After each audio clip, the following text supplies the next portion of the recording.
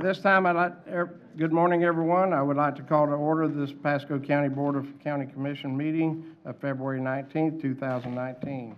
I would like to remind everyone to please silence all electronic devices at this time. And at this time, I would like to ask all, please rise for the invocation and pledge of allegiance. Please bow your heads. O merciful Creator, your hand is open wide to satisfy the needs of every living creature. Make us thankful for your loving providence and grant that we, remembering the account that we must one day give, may be faithful stewards of your good gifts. Amen. Amen. I pledge allegiance to the flag of the United States of America and to the republic for which it stands, one nation, under God, indivisible, with liberty and justice.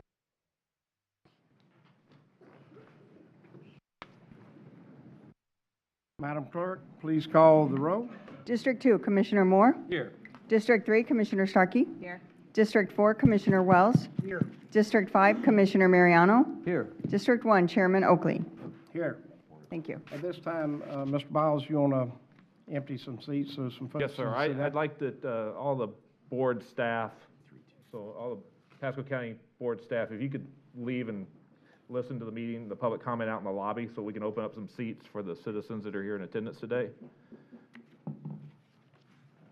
That's it? 2? Two's better than 0. We know who you are. So we're trying to get some seats so that there's some seats up front. Yeah, you want to take the signs off, Mike? So Wow. that's part of our FGUA team, so they need to sit here and listen to this. Right. So. They do. But there are some seats open up front if you'd like to sit down.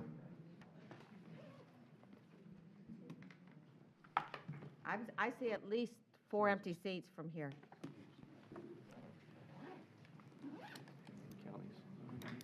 Yeah, and the meeting is, Morning. I'm pretty sure the meeting's streamed on the TV right outside in the lobby. So, How about the people in the back? Come on up front. There's some seats right up front here. at least 5 seats up front. Okay, well, we do what we could. Okay. All right. All right. Now's the time for the public comment session for citizens given an opportunity to comment on any item before the board during this public comment section. The board also takes public comment on items placed on the future board agenda, other business under their purview. Public comment for public hearings will be held at 1:30 this afternoon on those public hearings. Individuals speaking during public comment will be given 3 minutes to speak. After stating your name and your address for the clerk, the timer located on the podium will start at a countdown. After 2 minutes, one beep will sound. The light will change from green to yellow, letting you know that you have 1 minute remaining. After the time is up, 2 beeps will sound. The light will change from yellow to red, indicating that 3 minutes are up and it's time to close your comments. Okay, at this time, Madam Clerk, will you read the folks that have Okay, I'll tell you the first signed up? 3 we have signed up. We do have 3 pages full, so if you could go ahead and line up the first 3. I have Mike Lynch, and then I have Judy Richards, and then I have Eileen Weismer. If you guys could line up, and then we'll be waiting for Mike to speak. Thank you.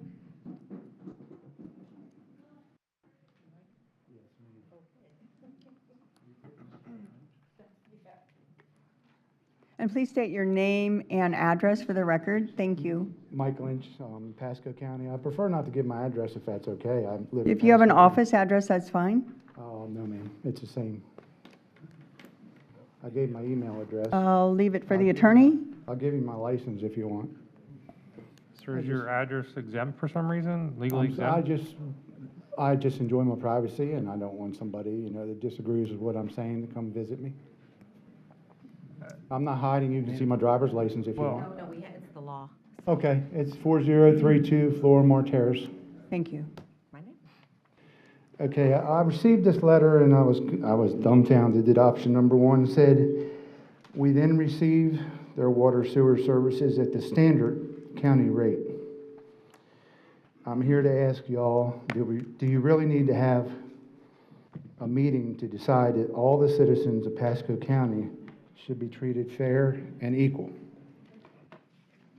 Now, according to the local news, there are more than 11 million people that are illegally in this country and that are receiving access to what was once the best educational services in the world. This cost is being funded by all the people at this meeting. These people that are here illegal in this country receive food, medical, housing, and legal assistance paid for, once again, by all the people in this meeting. The people at this meeting have served their country or are currently serving in law enforcement, fire and EMT service, military commitments, and thousands of everyday jobs within this community. Many of them paying exorbitant fees to local government just so they can go out and earn a living legally. And yet we have to take time out of our busy schedule to come here and beg our elected officials to allow us to receive their water sewer services at the standard county rate. I respectfully ask the 5 commissioners before us to raise your hand if you are not going to vote for anything other than option number 1. This way we can replace you come our next election.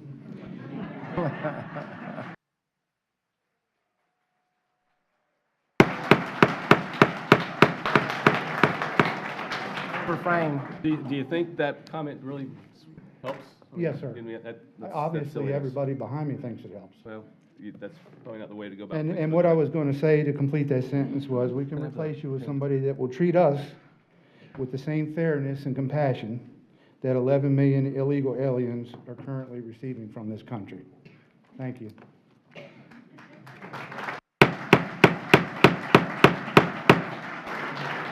The next speaker is Judy Richards. One second.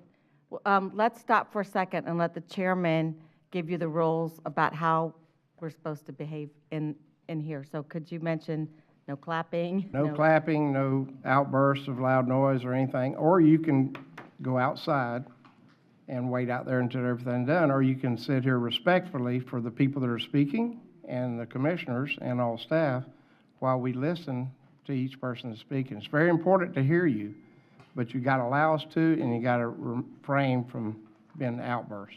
All right, thank you. Good morning. I'm Judy Richards. I live at 2123 Hilo Drive in Holiday, Florida.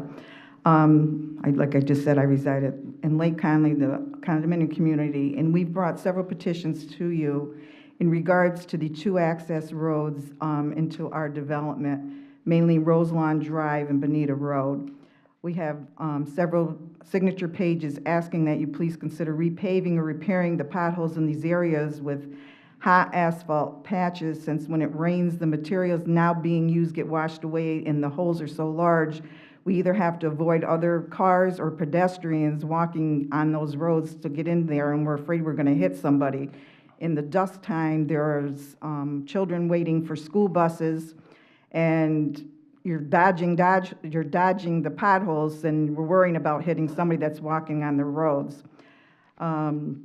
We understand that there has been requests for the road to be fully resurfaced at the cost, hopefully, of the county and not the people that live in Buena Vista and Lake Conley, since it is an access road and it's the only way for us to get into our homes.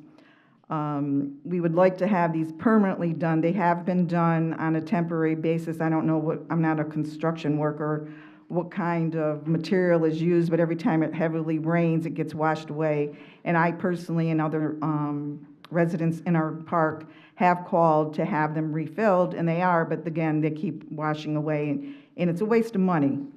And in closing, I understand that Commissioner Starkey, you have been over at Buena Vista last year. I'm new to the area. I've only been here 4 years. This is my first meeting, so I don't know all the history, but I talked with Mr. Oakley and Mr. Carbella, and they are willing to work with us, so I'm hoping in the future that we get this resolved, and it's not 10 years down the road, because I understand this has been an ongoing issue. Thank you.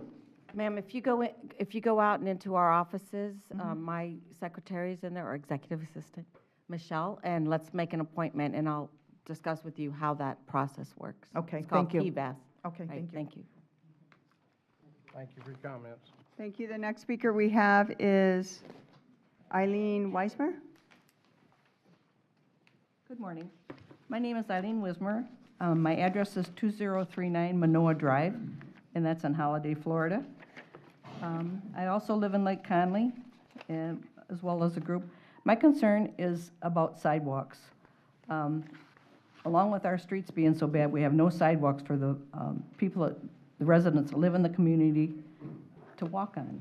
And they're walking on the street. Sometimes you have to wait. If there's cars coming from the other way, you have to follow them.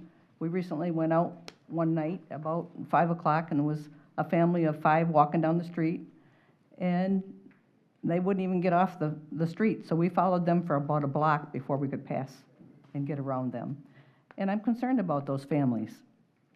Recently, I read articles in the Suncoast paper about money being diverted to trails in the parks, $3 million from the penny from Pasco. I want to know why we can't have that money for our roads and our sidewalks. Why can't some of that money be diverted to that? Also, they're putting new trees up along 19 to beautify it. We've just been designated as a HUD area, and so we're going to be a slum community. Is that what's going to happen?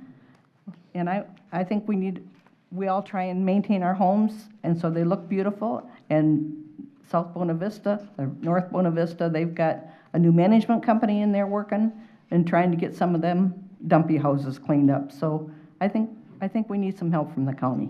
And it's the same as your friend. I'll be happy to meet with you and explain how those monies legally can be spent and what's going on in your area. So just go around and speak to Michelle. Yeah, and one of the things I also wanted to say, I didn't know I was going to talk, so this is kind of off the top of my head, but along the little road here, there's all kinds of trails and stuff or sidewalks. You never see any people on them. And also along the street by Publix, which is, what's the name of that street? No, Darlington, the Sunray. You still have a minute. There's sidewalks all along there for a mile, and you never see anybody on them, so. I'll explain how it works. Okay, great, thank you. All right, thank you. Okay, Gloria Yarrow, I have you crossed out. Did you decide not to speak? You're next. And then I have, if you could line up Arthur, is it Hadike? And then after that, Beverly Healy. Thank you, My Gloria. name is Gloria Yarrow. I live at 2107 Kona Drive in Lake Connolly, Holiday. And my concern, I think Mrs. Richards covered it. My concern was the school buses taking on students in the morning and dropping them off.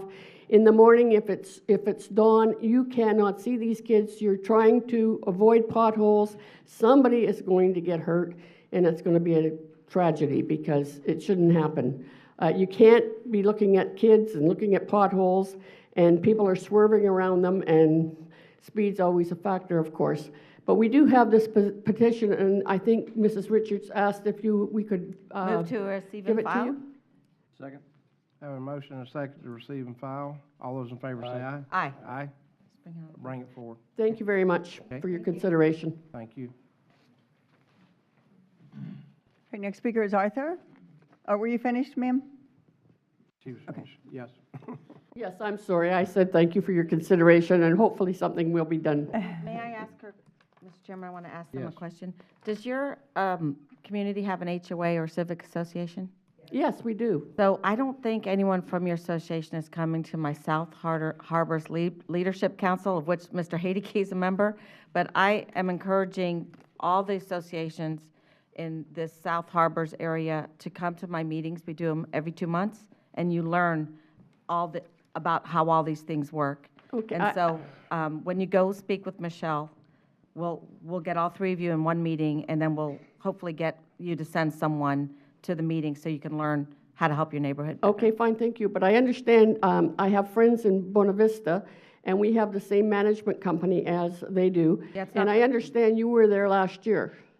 I have 115 HOAs I'm and s- civic associations in that area, so Okay. I'm out all the time. but All right, thank you I'll be very happy to much. meet with you guys. All right, thank you. Thank you. Thank you. Is it Hadeke? Yes, that's it. Great. Good morning. My name is Arthur Hadeke. I'm a resident of Gulf Harbors, 3205 Seaway Drive, and I'm here this morning as president of the Gulf Harbors Civic Association. We want to talk about the FGOA system and hopefully the county acquisition of that system. I purchased my Gulf Harbors home in 2007, and at that time we had serious water quality and reliability issues. And our private utility company, Lindrick, was threatening large rate increases, 50% and more.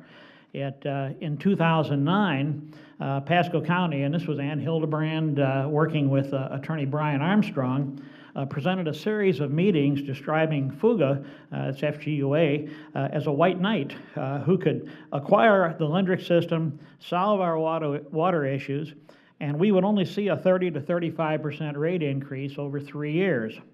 Well, I have to admit, FGUA has improved our water quality and our water reliability, but it has been at an absolutely incredible cost to the residents of Gulf Harbors and the surrounding community. We have the highest water sewer rates in the state and probably very close to some of the highest rates in the country.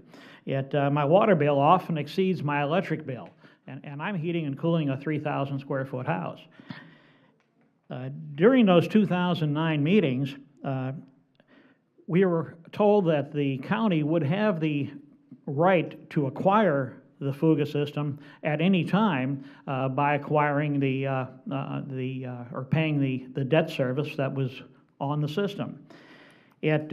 Nowhere, and I mean never, not once, was it stated that the residents would be responsible for these debts that FUGA acquired. Now, these debts we had absolutely zero control over.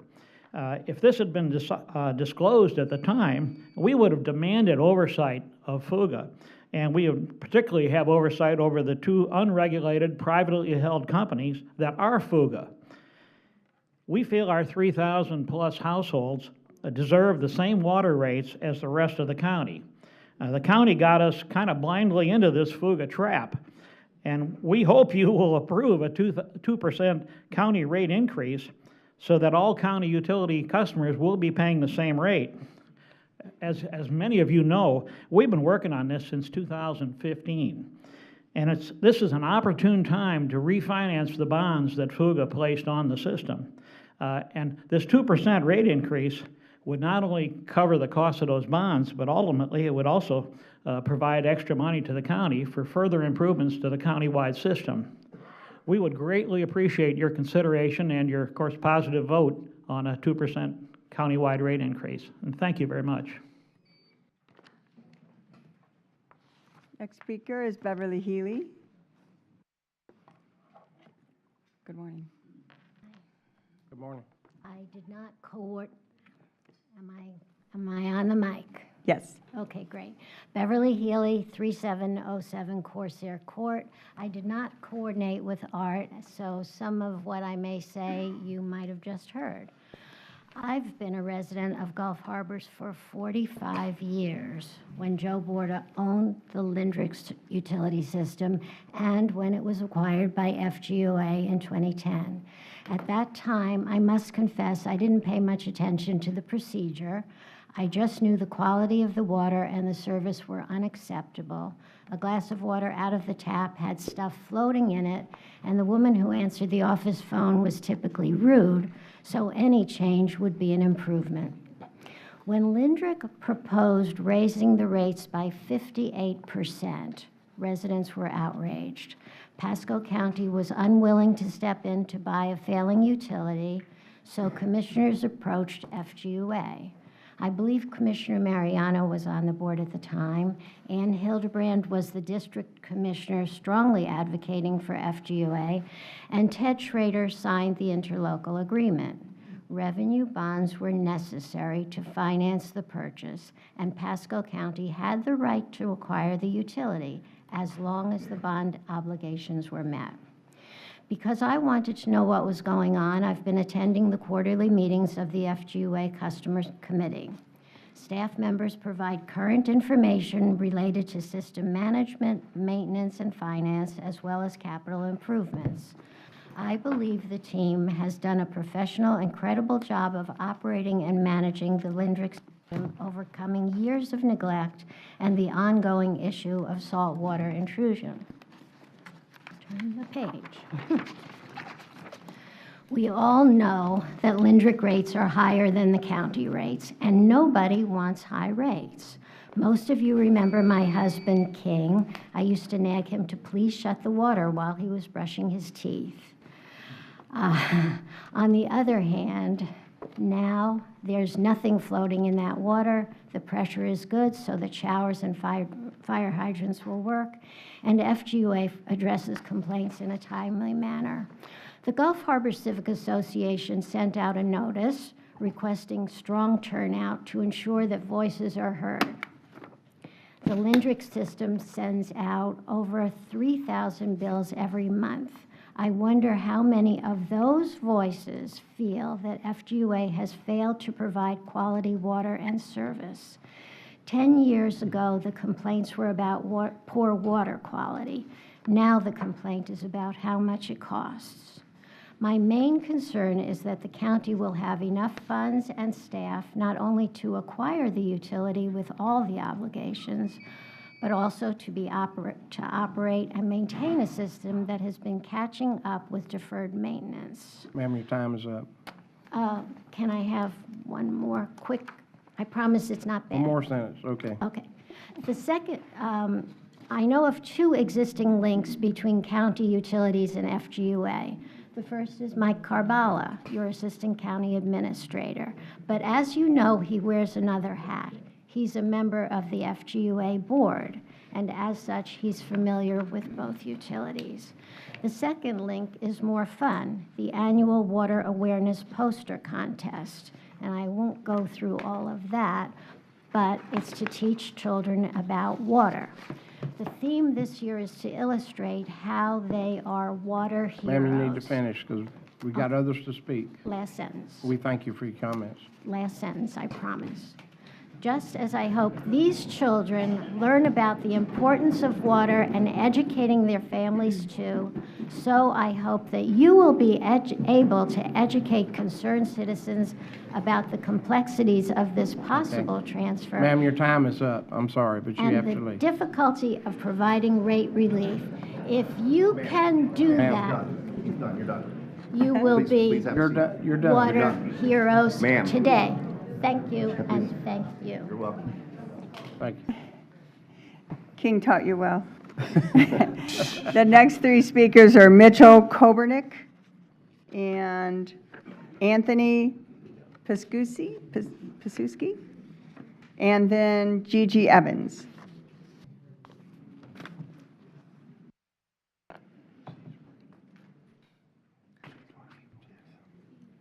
Okay, good morning. My name is Mitchell Kobernick. I live at 5001 South Shore in Gulf Harbors. I'm here representing myself and Gulf Harbors United. As Art mentioned earlier, there's been a small group of us that have been meeting with county officials and county staff for several years now, trying to find a way forward for the county to acquire the Lindrick system from FGUA. I'm happy that we're here today to finally see the fruits of those labors, and I would actually like to personally thank Commissioner Starkey for being an early supporter of this and helping get us to where we are today.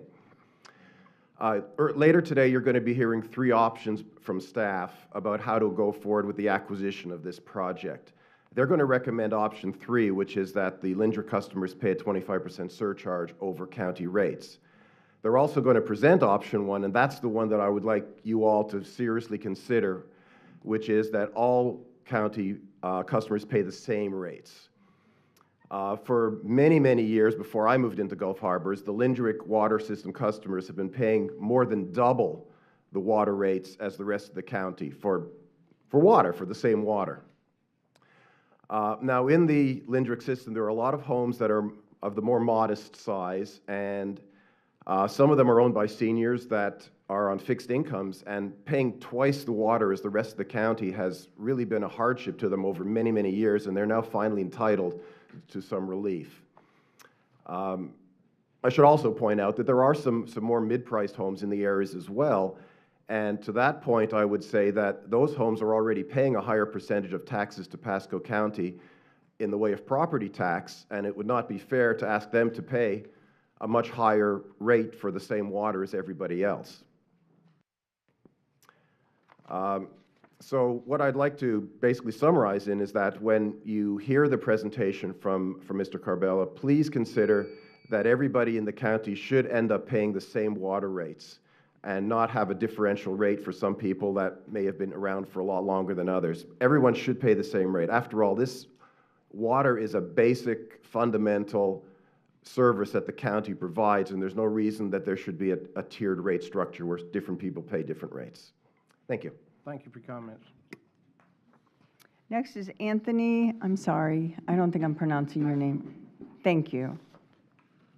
Good Please morning, state your name and Commissioners. Good address. morning, Mr. Chairman, Mr. Vice Chairman, and the other Commissioners. I'm a simple citizen of this Pasco County. Name and address real quick. Anthony Pascucci, 5439 Leahy Lane, Newport Richey. I represent nobody but myself, but I stand with these hundreds of residents of Pasco County and ask you, in simple fairness and equity, to let every one of these ratepayers pay the same rate. I echo Mr. Kobenik's comments, and I urge you to evaluate option one fairly and give every ratepayer the same opportunity to enjoy Pasco County. Thank you. Thank you. Okay, the final one we have signed up is Gigi Evans. If anyone else wants to speak, you can go ahead and line up at this point. Thank you, Gigi. Good morning. Morning. My name is Gigi Evans. My address is 6315 Spoonbill Drive, Newport Richey, 34652. And I've been a resident of Seaforest since 2000, and I am now currently the president of the Gulf Harbors Beach Club. I've been asked to come in and represent a lot of the people that are part of that beach club. Just to let you guys know, we agree with everything that's been said here. We hope you vote yes. I'm also a title agent, and I do a lot of properties in Gulf Harbors. My husband's a builder. They call him Mr. Gulf Harbors at the building department. So we are very familiar with the area, familiar with the people that are in this community, and it's not fair that anyone should have to pay additional money because of where they live in a county. Everybody should be treated equally, no matter what. I don't care what color you are. I don't care if you're red or blue voters. Whatever you are, you should be treated equally. The other thing is that thank you so much for everything being better. Lindrick was terrible, and FGUA is better, but you know, I'm ready to have one of my husband's porta potties put out in front of the house so we don't have to pay so much for water. But anyhow, I beg of you guys to please at least listen to what's going on and consider it for your vote. Thank you very much. Thank you for your comments. Thank you. Good morning. Please state your name and address for the record. Thank you. Yes, my name is Phil Aston. I live at 5920 Seaside Drive, Newport Richey, Florida.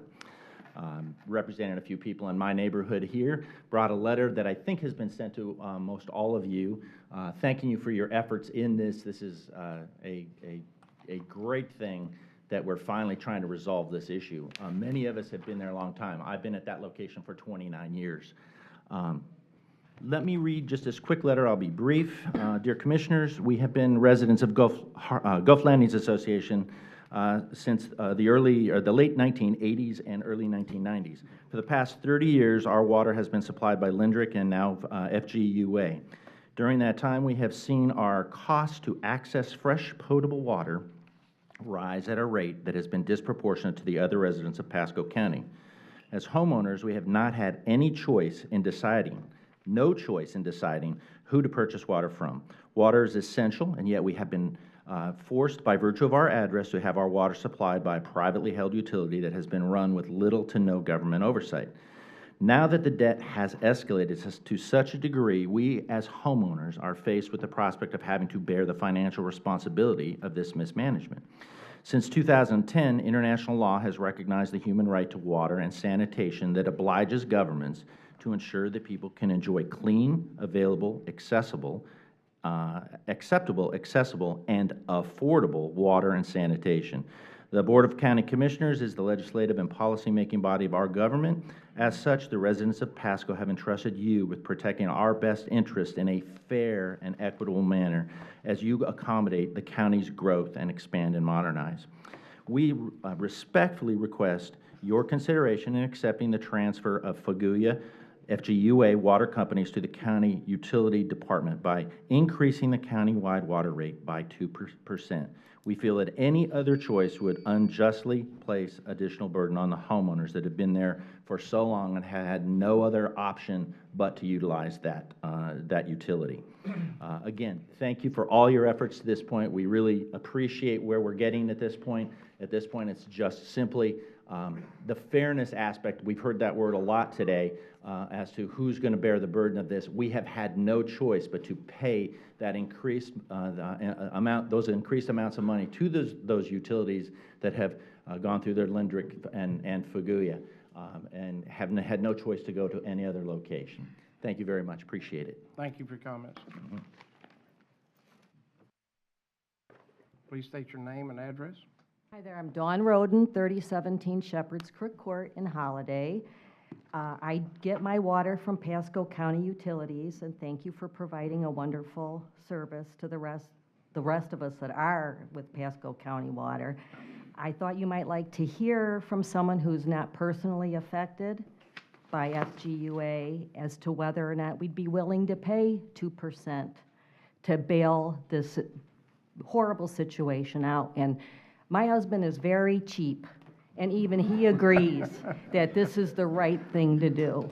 These people were victimized, actually, Really conservative. in my opinion, and I believe the right thing to do would be to pass the 2% so that we can all be on the same level now. Thank you for all your efforts. Thank you. Is the AC working? Yes, it is. What temperature is it working at? About 85. Having to compete with that, Name and room address, full sir. of 98-degree individuals, so.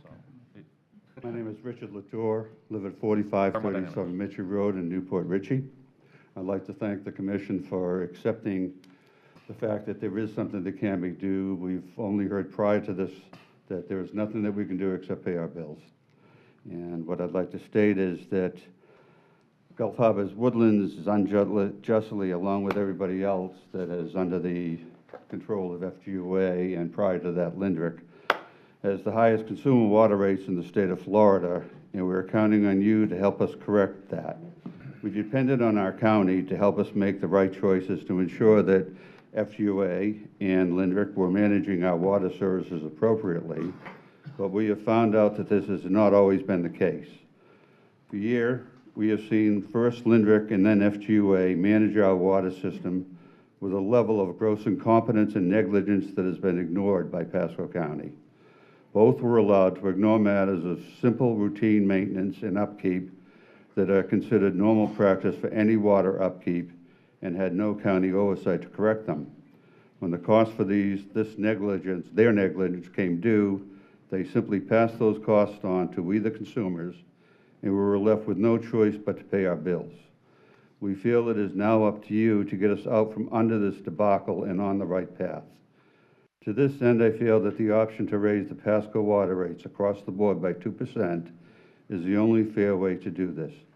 Pasco Utilities was set up to provide everyone in the county with good water and fair rates, and we have not had this opportunity. Therefore, we should not be penalized by paying more than any other customer. As a tax-paying voter in Pasco County, I implore you to hear my request and vote appropriately. Please do not let us down. Everyone in our county is bearing the burden of this. We have a lot of taxpayers under FGUA who are senior citizens. They are homeowners who have children going to school, that they're bearing the cost of that. Older children that are going to college, they're bearing the cost of that. We have disabled veterans, we have disabled families or families with disabled persons in it. They cannot afford these high rates. Thank you for listening to me. Well, thank you for your comments, sir. Thank you.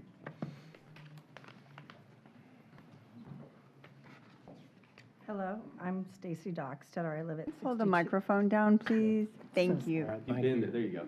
Thank you. Dockstetter, 6209 Fjord Way. I've spoken with many of you. Thank you for bringing this before you. When my husband and I moved here, he's retired Navy, 26 years. I became disabled, and like he just said, to have to try to figure out where his money and my money is going to go, a large part of it's going to FGA.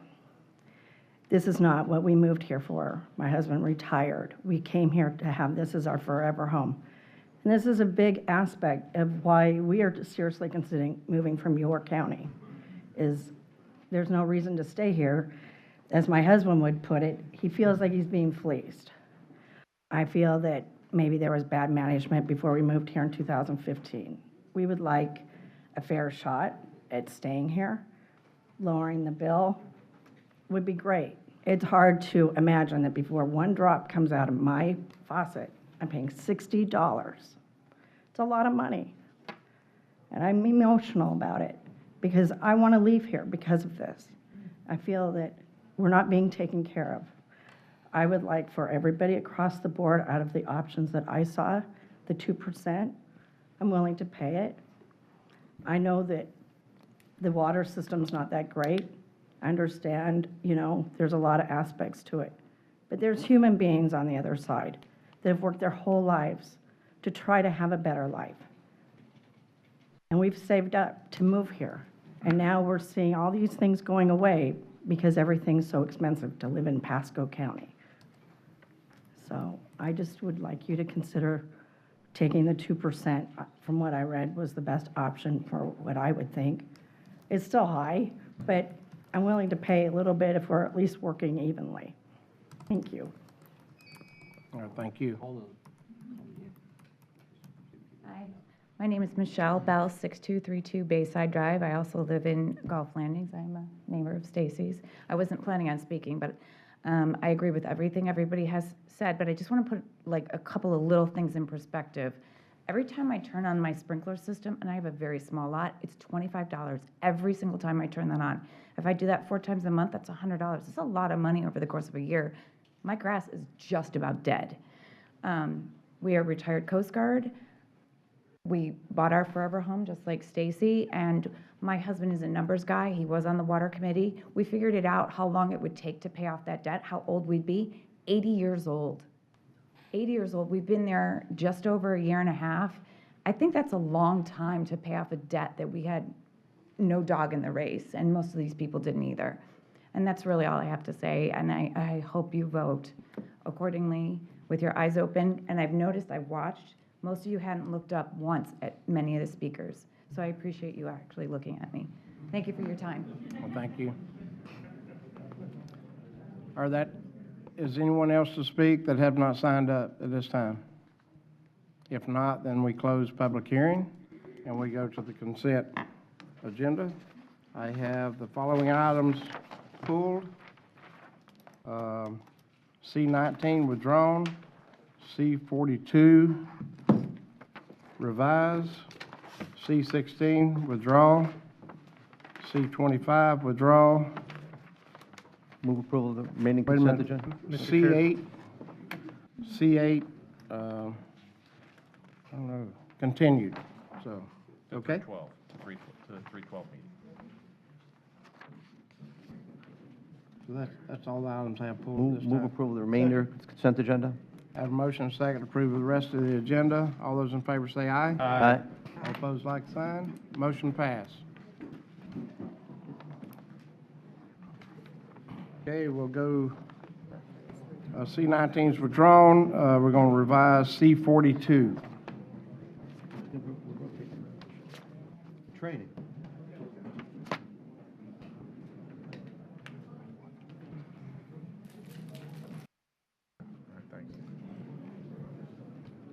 Mr. Biles, you don't have the rest of your staff come back in if they're, We'll let Kim go first, and then Mike's up with R1 Okay. after that, so Good morning. here for just a consent agenda anyway. okay. All right. Good morning, Kimberly Price, Community Services Director. We have pulled and revised consent item C42, which is a Pasco Kids First contract, just to add fiscal verbiage, talking about the sourcing of the funding for fiscal year 19, which will come out of the Human Services General Fund. That is the only change that was made to the agenda memo, and we're Move asking approval that you as approve it. Have a motion and a second. All those in favor say aye. Aye. Thank you. All opposed, like sign. Motion passed.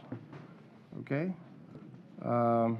C16 is withdrawn, C25 is withdrawn, and C8 is continued. So we're to regular items. C1 or R1.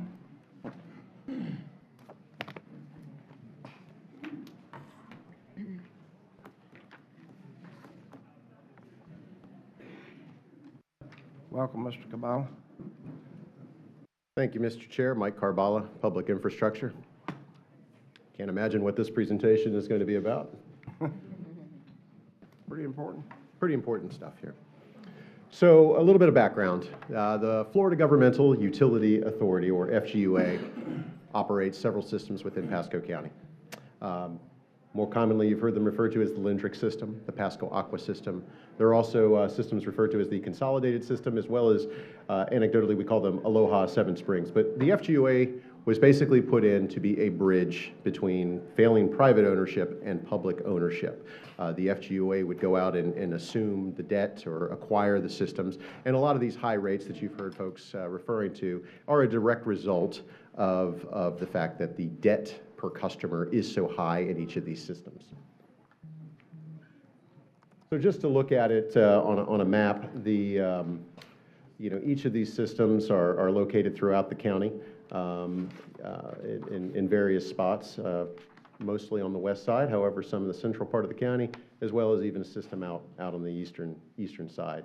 All of these systems are basically financially connected, and that is where they are located. So in 2008, the county approved an interlocal agreement with the FGUA to allow the FGUA to purchase systems, right? The FGUA does not come where it is not asked for, and so at the time, the decision was made to allow the FGUA to acquire those systems. As part of that agreement, however, the county always reserves the right to transfer or acquire these systems into Pasco County ownership at any time. And what we're proposing here today is a two-step process to accomplish that.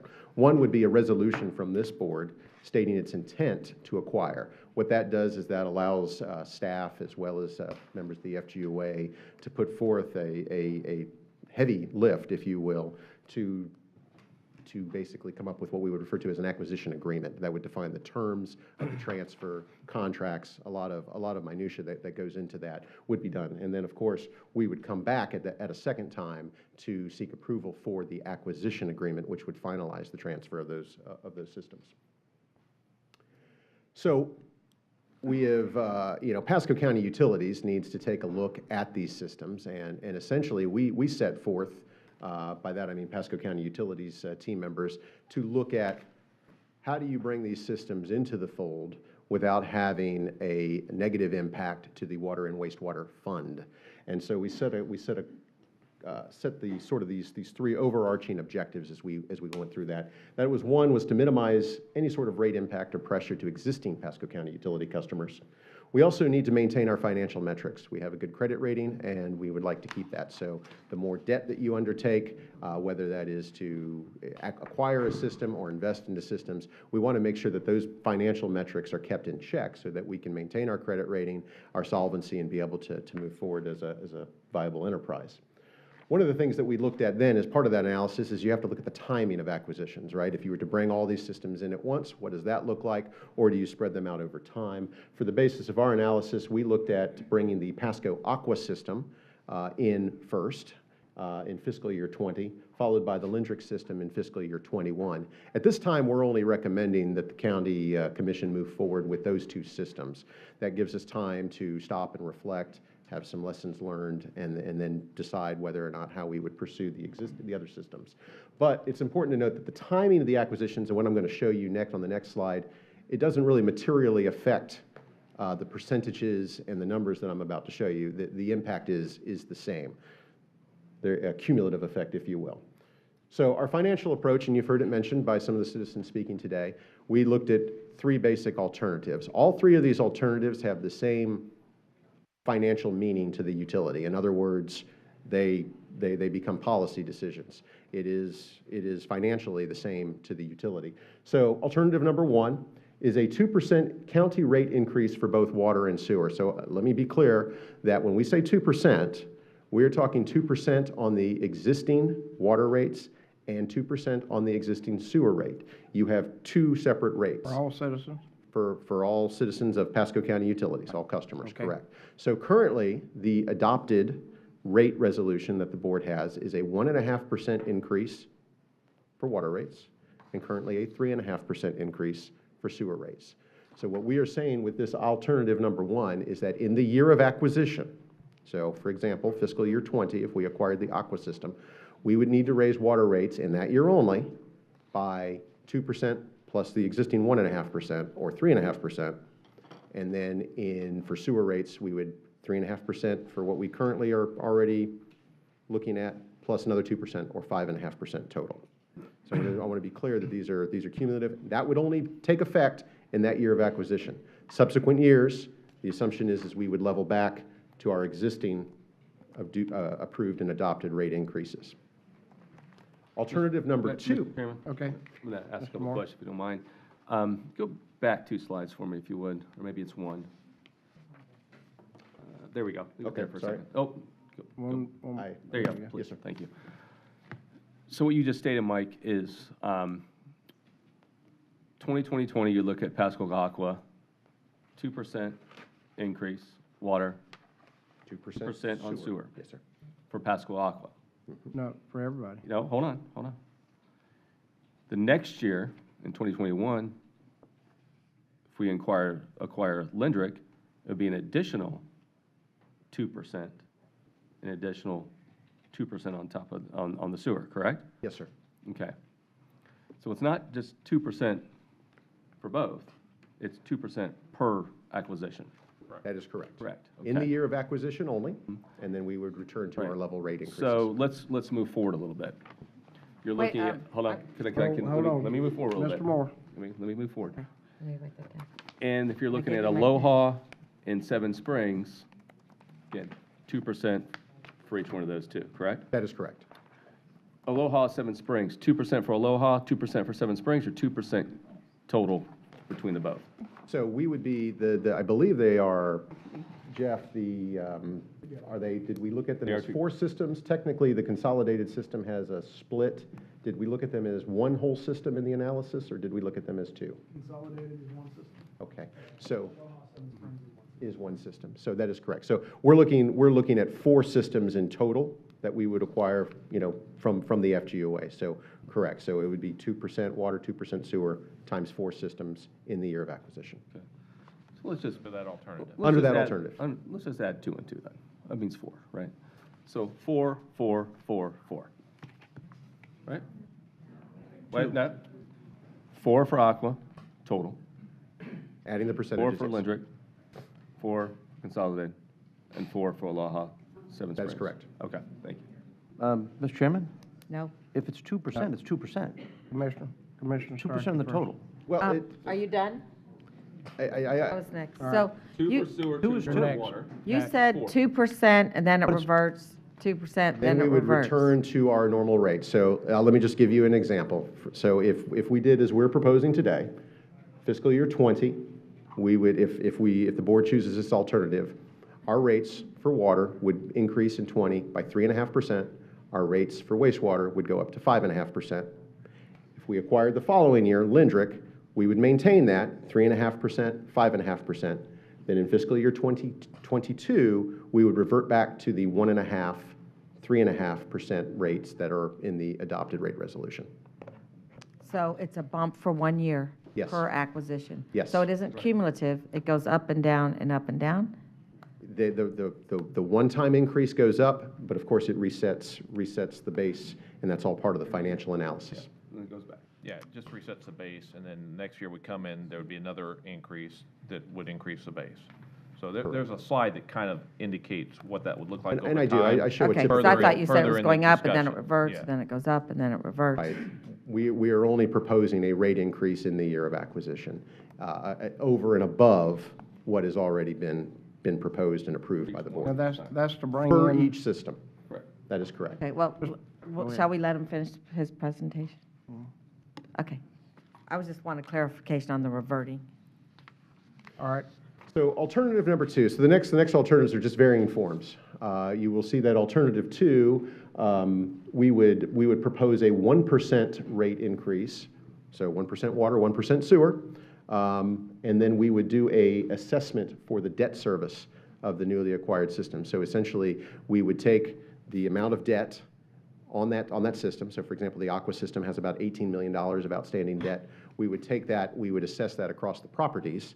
They would pay that on their property taxes. However, there are still capital investments that are needed in the system, and the utility is still carrying that debt. So there are still financial metrics and things that have to be met to meet that. So that's why it still drives a 1% rate increase in water and sewer across all Pasco County Utilities customers.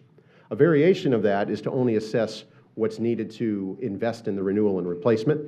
So there are certain capital needs in these systems. We could assess that, but that would still trigger, again, we've basically absorbed the large amount of debt into the system, and you'll find that still a 1.5% increase would be needed across all county ratepayers in order to make that alternative happen. I'll show you on the next slide, but we're not really recommending alternative 2 because it provides really no rate relief for any of the FGUA customers, so that would be counterproductive to the goal of coming under county ownership. now that, even though, like, say, item 3, you assess 1%, and then a 25% surcharge just that first year? No, so 1%, so alternative number 3 would require a 1% increase over water and a 1% increase over sewer in that year of acquisition only. So just like all of these alternatives, that is the same thing. Okay. We're only going to do it that 1 year, then we've reset the base, and then we move back to our traditional schedule of rate increases. However, we would assess the newly acquired systems a 25% surcharge. Just those systems? Just those systems. It would be a different rate for the ratepayers in those systems. That for 10 years is what we would recommend. Okay. And that of course is that is even though not they- necessarily outside of the bounds of what this body has done traditionally. It is in the past, I think when we acquired East Pasco and Forest Hills, they were acquired at certain higher rates. The county actually left those rates in place for a number of years before gradually reverting those systems back into county rates. And really the bottom line is that at county rates, the systems do not generate the revenue that is needed to help make the utility whole. But these, even though they get that rate of the 25% each year for the 10 years, but how's their monthly charge to the homes affected to where they, I guess in comparison to what they've been paying? So that dovetails nicely into this slide. Okay. So if you look at this slide, the green line down here at the bottom reflects what a Pasco County utility ratepayer would pay. You have to follow the colors there on that. The bottom line there in that shape is the green line is existing PCU rates, okay? And we're taking an average bill here, an average FGUA customer bill of 4,000 gallons per month of usage. Mm-hmm. So those folks would pay just under $60 approximately at current county rates. If you look at the red line, that shows what those folks are typically paying for that same amount of water under FGUA rates. So anything that any option, and the options are shown by the vertical lines. the vertical bars. So anything in the gray area, getting closer to the green area, essentially represents some form of rate relief for the FGUA customers. So you can look, the gold bar simply represents the debt service and assessment, and as you can see, cumulative out-of-pocket expenses, it provides no rate relief. In fact, in some cases, it provides a higher rate of payment. So that is why we're not really looking at alternative 2. Although you can see in the capital assessment. That's alternative 2? Yes, The sir. gold bar That is is correct. alternative The gold bar 2? is alternative 2. We definitely don't want that for them, because that's not a help to them. That is correct. The blue bar is assessing them just simply for capital. That does provide some significant rate relief. However, again, looking at just the capital needs of the system, you can see that it's not very uniform, and it's very highly dependent on what needs to be invested into each system. So there's really no equity across the board for all of the FGUA systems that we would want to bring on board. That really leaves you with the 2 alternatives. The green line would simply represent coming in at county rates, and that number would move up in accordance with rate increases. And the black bar represents the surcharge, which is essentially level. It does provide some rate relief, and it also provides some direct revenue that does pay for that existing debt service and investments into the system. Mr. Chairman? After her. And that includes bringing in what capital investment money is still sitting within within FGUA for those utilities? Yes, that is correct. We assume all of FGUA's assets as well as their liabilities. Where's the first one, Pasco? It's back to another slide. But. Yeah, absolutely. So the Pasco Aqua system, well, there we go. The Pasco Aqua system, you may have referred to as Jasmine and Palm Terrace, is here, but also it is financially connected to. Is that the one over at It's all. East Pasco? Thank you. Zephyr Shores. You can see it off of there if you look at 54 near Zephyr Hills. You'll see a blue dot out there. That's the one we went That out is to. that is the other one. Those are associated with the Pasco Aqua So it's that system and then the main system down at Gulf Harbors, the first 2? Correct. We would recommend that the teal, the Pasco Aqua system, be taken first, followed by the Lindrick system. Okay. Wait a minute, Mr. Maron. Well, yeah, thank you, Mr. Chairman. I'm going to. Ask me before you. And I want to talk about a few. The financing part, I wanted to stay on that, so. Okay. Well, I'll tell you what, let me have you finish your presentation, but if you want to go ahead and ask your question. All right. So let me bring Go this ahead. up then. Thank you. So one of the things that had been done in the past with the acquisition of East Pasco and Forest Hills was there was a grant through the state. That is correct. And I think it was even the first gentleman that spoke today had brought up that they're taxpayers and they pay into the system as a whole. Well, a lot of that money goes obviously to the state and your sales tax, right? So we look for appropriations every year.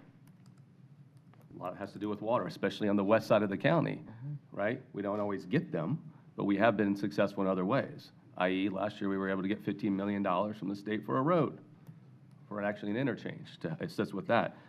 So what I guess I'm kind of flustered with here is why aren't we looking closer at asking our legislators to help out with an appropriation to help pay this? So we talk about, obviously some people talked about fairness across the board and everybody should pay the same. Well, how about we look at lowering that even more as a whole and ask our state legislators to maybe to come in with an appropriation to assist in this area? That's one thing that I haven't heard brought up, and that's the one thing that's not an option. We've asked Mr. that Chairman? every year for years. Well, why? And when we will. For continue. specifics, well, Oh, if you yeah. look at, Oh, yeah. let me finish. But that's not part of these options, and I haven't seen really a big push for it. You're looking at making one acquisition possibly next year, which would be Pasco Aqua Utility, and then you're looking at possibly the Lindrick after that. I think it needs to be moved forward, and I think we need to ask our, I don't see, is there a bill on the table right now? I mean, no, I'm asking, is there a bill I on the don't table know. right now I to don't ask know. for I hadn't heard. assistance with this? It doesn't stop us from asking. Yeah, we have not. We certainly can ask. What but, would really be good if we chose whatever one we choose, if it somehow we could reach out to them to help pay for these private utilities. So one We of the could things reach that- out and lower that without having to be assessing some of this other. So one of the things that we do annually with the utility. Forest Hills was not a legislative appropriation. Grant, state grant. Forest Hills came from from Kevin's department, from state DEM? disaster money. Emergency management? Yeah, so that's a whole different pot. That We was have. state grant? Well, it No, was- it yeah. was a federal grant, federal. That's state money there From the too. feds to the state to us. And it We got it was from not a state. straight appropriation. It was Forest Hills and the others, wasn't that? Amber put a bill up for that. It was back in 2003 and 2004 we're talking about. Right, yeah, there was state money, I think, is. Oh, is long time ago. Marijuana. The commissioners. I was going to wait to the end, but 15 years ago. Okay. I was going to wait to the end, but Commissioner Moore, you were hitting on exactly where I was going to go. Okay. I think it's a brilliant idea, and part of the thing that I'm looking at, these numbers here you're throwing out are all really, to me, worst-case scenarios. Now, these people here didn't ask to be put in this position. The county commission from 30 years ago gave up jurisdiction as PSC, and we could never get it back until 10 years later, and it never was brought back up. We tried to buy these utilities, and they were very tough negotiators and didn't want to give it up. I will give FGA credit with Brian Armstrong. They were actually go in there and negotiated with them, and surprisingly, they came back with Aloha and Lindrick first, which was amazing to us. Now, I wanted to see us take back jurisdiction. The committee that was set up, I was actually on the committee. I stepped back to let the committee do its thing so it wouldn't look like I was pushing my agenda on what would happen. And the committee recommended the FGA. Now, I will say, for the hope and dreams that we had, what they would do, they haven't nearly accomplished what we thought. And in 10 years of ownership or thereabouts, we figured that, a third of the debt would be gone, and it's gone the other way. And the rates have gone up higher as well. So I think this is a problem that we could have addressed better. Maybe we didn't have the luck on our side. Maybe it just didn't work out with the people that were in place that controlled what they do, because it was private utilities. They could do what they wanted to go do. Eminent domain wasn't a good way to go. So the fact that we're here, I compare a county like Hillsborough County. They went through this whole thing 20 years ago. They bought every single one of those utilities. They took them all over, and they didn't charge them any more money. They found a way to do it. And it's the benefits of the whole county. Now, today we're hearing, I think, a lot of people from the Lindrick system. Now, Commissioner Roker, you and I were at Zephyr Shores with the FGA system out there. Unanimously, everybody wanted to see this done. Jasmine Lakes people, I will tell you right now, Palm Terrace, they're getting an extra benefit because of the flooding that happens, goes into the Gulf. The state revolving fund is going to take their interest rate down from that 5% or whatever down to next to 0. So they're actually going to pay for themselves a lot in that reduction. But as far as Lindrick goes, I mean, we've got capacity in the Newport Richey plant that we already got, so there's some benefit that they've got there. But there's a way to make this work, and Commissioner Moore, I think you're dead in the money. We can go to the state. We went to Summer Tree. We went to the state appropriation for Summer Tree. And Mike, how much money did we get for that? Almost $1 million. Almost $1 million. If you took $1 million for this one here, I guarantee there's 2 representatives for this district that would love to make this happen, and I'll guarantee they'll put it on their agenda, if not this session, but later on. But they couldn't do that until they knew where we were. So, Mike, I want to give you tremendous credit, and Mr. Biles, for bringing this thing forward, because right now we're in a position, if we vote on this today to go make this happen, we know what the effect's going to be with the aqua system. We don't know if we could get extra money, or we could go look for the Lindrick money. And every single year for appropriations coming up, we can go get that money and go push for that money. And I think with the power we have in this region, we can make this happen.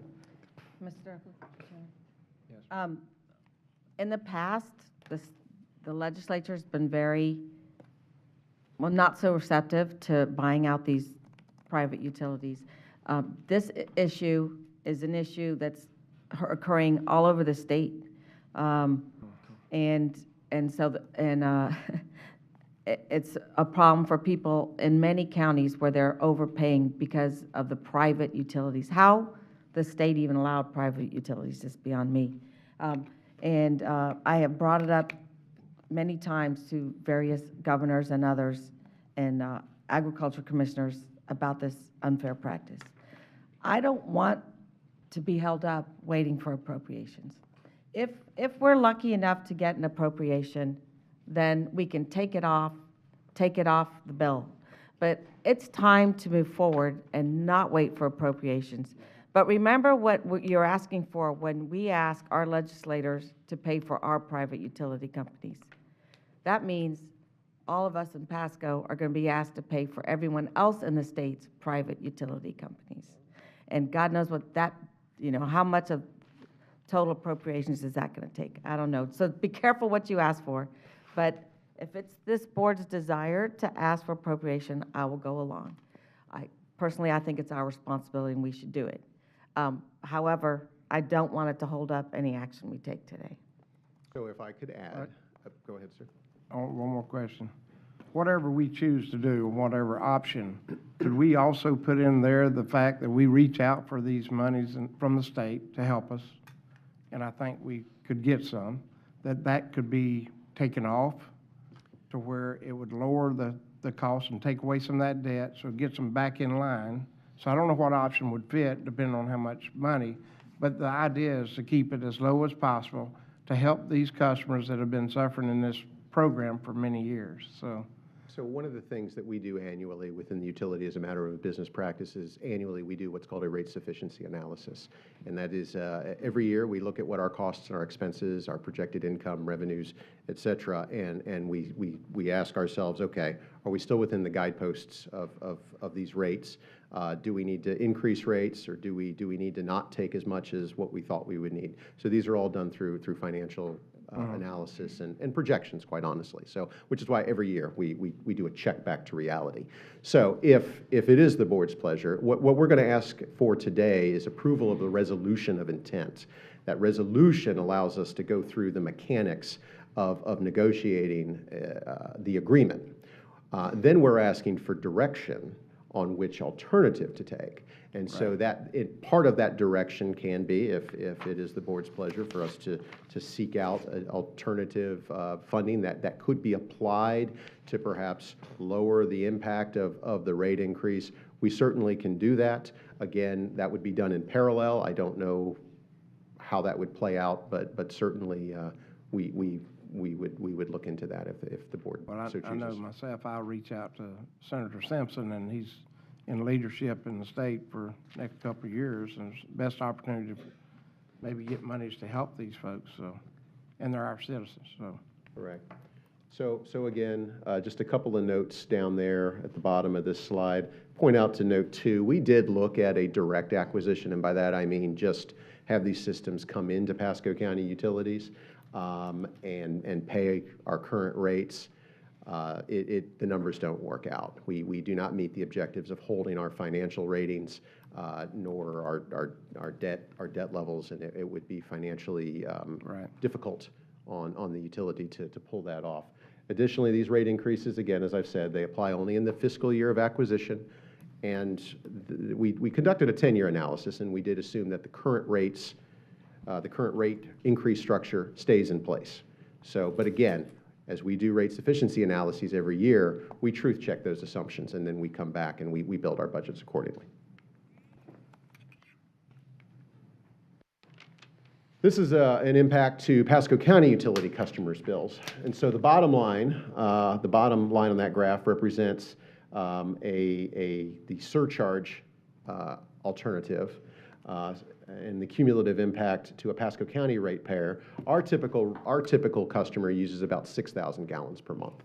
So if you look at that, in fiscal year 20, if we were to do the surcharge alternative 3, you would see a 77-cent impact on a typical county customer rate per month. If we were to do the 2% as its alternative 1, you would see a $1.53 increase on those customers' bills. That is in addition to what has already been proposed on current rate increases. So similarly, if you cumulative that out to Lindrick, the Lindrick system in 2021, you'd have a cumulative impact of $1.56 and $3.10 respectively for alternatives 3 and 1 as you move on. We went ahead, one of our initial analysis, we were trying to look forward, but again, anything out past 3 years is probably a little bit difficult to predict. So we really, and it may be the board's desire to acquire those systems in a different timeline than what we currently have. This just gives you a comparison of where Pasco County Utilities stands in terms of other utility bills in the area, as well as you can see some currently proposed rate adjustments for some neighboring utilities. So Pasco County, right now, as you can see, at 1.5% and 3.5%, I'm looking in that bottom table there, is what we've proposed. Depending on what alternative the board wishes staff to proceed with, would adjust those numbers by 1 or 2% each. But you can see how those numbers would compare to other neighboring utilities and municipalities. We're keeping our rate fairly low for all our customers. Look at Zephyr Hills. You can see how basically our rates fall in the median. I mean, there are others that are cheaper, there are others that are more expensive. I don't show the FGUA Lindrick customer up here, but that would be higher than Tarpon Springs, obviously. So, Mr. Chairman, with that chart, Yes. that if we put that first rate increase, we're still even under the city of Newport Richey. We don't even change character. That's correct. So it would be the team's recommendation is that if the board, really kind of a two-step procedure here, if the board determines that the transfer of the FGUA to county ownership is warranted, and that's the path that we wish to go down, we would recommend that you approve the resolution of intent. The resolution of intent includes basically only the Lindrick and the Pasco Aqua systems for acquisitions in fiscal year 20 and 21. It authorizes staff to go forward and to negotiate an acquisition agreement. It does not bind the county to acquiring the systems, but it does allow us the freedom of movement, if you will, expenditure of time and funding to go ahead and negotiate these agreements because they are complex and there are a lot of moving parts. And then in which case we would come back to the board with the negotiated agreement. We further ask that you direct staff to do the necessary activities to implement a funding alternative. Again, we are suggesting alternative number 3. However, if alternative 1 or even 2 is the board's pleasure, financially they are all the same to the utility. It is just a matter of a policy decision on how that allows us to take the necessary activities to adjust our rate resolution, because then we would have to come back to the board with an amended rate resolution to account for these acquisitions. Okay. And this could also include pursuing other avenues of funding, such as talking with the state. Right. Yes. Those recommendations all would come with it if we were able to get some additional supplemental funding from whether it's a state appropriation or a state or federal grant that would reduce the impacts. Now, the board would have to decide if, say, you went with alternative 3, whether that reduction goes to that 25% surcharge or whether that reduction goes to the whole county ratepayer, because there are 2 separate issues there. Correct. But that would be a board decision when that you don't have to decide today. You can decide that when that became available, right, and when we accepted that grant. So, but that would be a decision as to how do you apply those grants, because if you don't go now, if you go with alternative 1, obviously it's pretty clear there's only one ratepayer. But if you go with one of the other alternatives, when we get those supplemental grants or funds, the board would then need to decide how do we apply those. Do we apply that to the county base, or do we apply that to the specific system? So, but that's not a decision you have to make today. Okay. Mr. Chairman, so you need one motion or 2? So I Start with seek one? the county attorney, but I mean, obviously you could, if you want to approve the resolution of intent and then direct staff. You can make a motion contingent on with some I'll make a conditions. motion. Wait a minute. I'm going to make a motion to approve the resolution of intent to acquire the Pasco Aqua in fiscal year 20 and the Lindrick system in fiscal year 21. Second. Okay, I got a motion and a second. Any discussion? Well, I do have a little bit of discussion still. Okay. Going back to the statement, let me get in the microphone. Going back to the statement that Mike made, if we are able to get an appropriation, we come back and decide how that would be used. So we have one, we're looking at 20 and 20. We're looking at 1 and 21. Should we not separate this resolution and separate them out? Because what if we were to get enough funding to pay for just throwing this out there, an entire acquisition for, say, Lindrick? So Let's do the first step, and then we'll go to that option next. I'm following you. Okay. I'm just trying to see if it's smart to make them one resolution or not. I understand, Joe, because we can creating come 2 back, that's resolutions. 2021, and It's all the same in terms of how we would pull those out. So, I mean, yes, that obviously can be drafted. We would, right now, our approach is to negotiate with the FGUA. There's a lot of common contracts. The other thing is to provide some level of certainty for the FGUA as well. Currently, and I do sit on the FGUA board, there is a tremendous amount of rate pressure. And so as we look at these different things, we are deferring certain activities to try to keep rates level. Again, that's not a problem. That is our job, and we So will it would continue. be okay if we did Pasco Aqua in one motion and then Lindrick in another motion? I'd rather keep both together. Me too. I don't want Keep to 'em change them, together. but we need to do both of these. Too many good reasons why to do Well, it. I'm talking about doing, just separating the motions, but both of them going through. So but we would want to do two resolutions, one resolution for Aqua and then one resolution Right. for Lindrick. I mean, I don't, Well, that's what you're gonna do with the other systems, right? I don't want to We're all gonna be separate them separate. out, because what if one's lucky and the other one isn't? And then I think it's better to put them in the same boat together. We have a bigger number and it shows more need. Good comment. So I think that's better. yeah, I mean, I think the mechanics, and I can't speak for the county attorney, but the mechanics are all the same. We can Right. create two resolutions, and I would also add that any resolution can be amended in the future. So if you Right. find that it's causing you a funding constraint to keep them together, you can always amend your Separate. resolution and separate them out. Okay. Mr. Wells? Just a quick question. Where's Newport Richey in on this? I know Newport Richey provides water, I believe, to one of these systems. Are they writing a resolution as Sewer. well? Are they in? And I know we mentioned it briefly to the city manager, but has their board been briefed, kind of like what, because they should be, kind of what our plans are? yes, sir. I've been at Newport Richey City Council when they discussed this issue. Essentially, we did look to the city of Newport Richey perhaps as an alternative to acquiring the Lindrick system specifically. The sewer goes to the plant, and we do own capacity in that plant. However, the finances, given the rate base of Newport Richey, it just doesn't work for the city. They cannot afford to take on the debt. They do understand that currently the FGUA has assessed a surcharge of 25% for sewer that goes to the Newport Richey plant.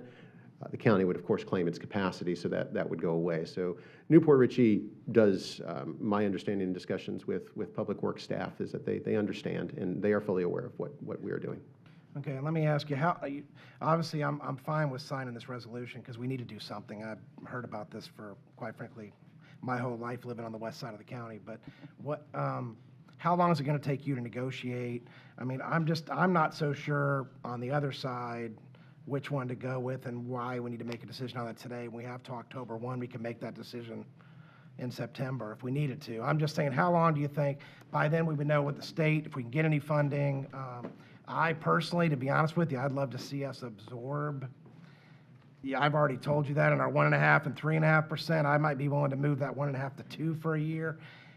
Absorb it. I know you talked about, I don't think it's going to affect bond ratings. I know it's going to affect capital projects, but I wouldn't mind seeing specifically and showing this board what it would delay for a year to absorb these folks and have them absorbed in the rate increase we're already given, because it's a big hike to. But again, we need to do something. These folks, I understand what they're going through. So what time frame is it going to take you to negotiate with FGUA? So in my conversations, and I do have Steve Spratt, who's the general manager for government services, who executes on FGUA's behalf. Typically, Steve Collier was about a 6-month negotiation. So there was a recent move down in Collier County, which was approximately 6 months. We would want to target that. Now, I would like to get direction from the board on an alternative, because if we do take a system on in fiscal year 20 and we have not appropriately budgeted for it, there are rate impacts, there's noticing requirements, there are a lot of financial issues that we would really like to understand what the board's intent is. Obviously, the board can do what it pleases, but from our perspective, we do need that time to put together the rate models. Well, it sounds like you'd have it done by August, that it would give us a couple months. I'm just asking. Just Yeah, going I mean, off worst case scenario, I would kind of like to know what the number is. Like, I get the worst case, but how much less is it? You know what I mean? Commissioner, I think the reason we're asking direction on the 3 alternatives today is because we're right in the middle of the budget process. Correct. And we need to build a budget for you to review and approve in August and September prior to October 1. If between now and August, the financial situation changes where this number can be lowered, we can bring that forward as part of the budget process, but right now, we're looking kind of at a worst-case scenario on the three alternatives. If you said, just wait till October or August to bring it to us, well, we don't know how to build a budget. And we need that direction today, because we're working on it. I mean, Mike was in budget meetings all last week, so we're working on the budget right now. If we happen to get an appropriation or something that makes this less than what we're talking about today, that we will bring to the board as part of the budget process, and you will see that, be able to approve it as part of that. I will say, back to your concern about just absorbing it, the challenge there is the debt coverage ratios, and it's a pretty significant hit with respect to our bond rating if we just tried to absorb them at the 1.5 and 3.5. That's the challenge there, is that it's a debt coverage ratio, which means that we end up paying higher interest rates, and so everybody ends up paying on the back end, so, on our We debt. So definitely that's, don't want to change our bond rates. I don't think we would. I know it's a challenge, but I'm just throwing it out there. Residents are already paying 5% more, so just my 2 cents worth. But I'm Ms. fine with Starkey? the resolution. We need to move forward with doing something, that's for sure. Yeah. Ms. Starkey? I'm wondering if we start with a purchase plus a surcharge, and then we are successful in getting appropriations, I'm wondering if we don't have a better argument with those surcharges there, and then the appropriations go straight to the surcharge and lowers that or gets rid of it. I think that'd be good. I'm just wondering politically if Mr. Chairman? that's stronger. You know, it's a difficult thing to look at this whole picture about what to do, but it's clear the right thing to do. I will tell you that I know Representative Mariano wants to see this done. I will tell you that Senator Latvala is actually, his staff is the person that came up with the idea. Well, I want to say Latvala first, because when we had a storm out at Jasmine Lakes and Palm Terrace, when the water was flooding over and sewer waters in the streets and going to the storm drains, they came up with the idea, in conversation with the three of us, to do the state revolving fund. Senator Hooper went up and down the coast looking at all these flooded areas, et cetera, in these water situations, fully versed in this whole thing. I think both of them will go forward, and I know Senator Simpson will definitely help out. And with this power position, I think now's the time to pass this. Now's the time to go ask for the money, even if it's for next year's appropriation, whatever it may be. When you're going to need it, I think you're going to get it. But it gives you a chance to go, and I don't think it's a negotiation with FGA. I think it's more of a coordination, because there's not a single system that FGA's ever had that the county government that wanted it back didn't get it back. So it's really coordination. The numbers are the numbers. You're working it out. And Mike, I want to commend you again. You've done a phenomenal job bringing this thing forward when it was so hard to get here. So getting us to this stage, you've done a tremendous job. Your whole staff, your whole team, County Administrator Mr. Bowles, tremendous to get it to this point. So I'd like us to call the motion, keeping them right together. Mike, I'd also like you to come up with some number that would be right for, maybe you can come up with it for what we asked for in a grant or appropriations. That would help us, the most, and then we'll ask and we'll do our best to get it done. Well, the same team that's sitting right here that put this whole deal together will definitely take a look at that. The sooner you can give us that number, then I'll go forward Because with the that House to is Senator passed. Simpson Has to go in through and the try to Senate. get, so that a direct against the we debt. can get you a number, and there'll be we'll give you a number, the total Okay. number, but if the number's, and I'm gonna make up a number, if the number's 25 and we get 3, it still helps, right? Yeah, I mean, that's so- right. So Anything we'll we give get you a will help number. toward If it this ends up debt. being less, then it still helps, so. Yes. It helps greatly if we say we're also matching it. I mean, it gets it past the governor, I think, to know that we're paying as well. And so, If you do alternative 3, the whole ratepayers are putting in 1% to do it. The whole well, system is, so. let's just see what we get. This year and next year are, I think, our two very powerful years, so we should go each year and try for something, but not letting it stop here today. All right, I've got a motion and a second on the floor to approve the resolution of intent for Pasco Aqua and Lindrick. All those in favor say aye. Aye. Aye. All those opposed, like kind. Motion passed on that. Now what?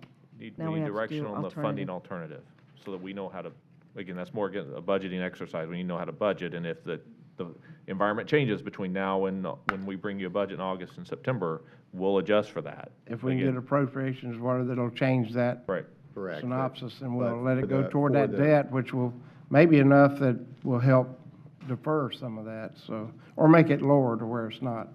Correct, but on the alternative side, looking at what will we be doing with our upcoming rate resolution, as well as our billing. There's a number of mechanical things that have to happen, so at least understanding what the board's desire and that direction is very important for the team right now.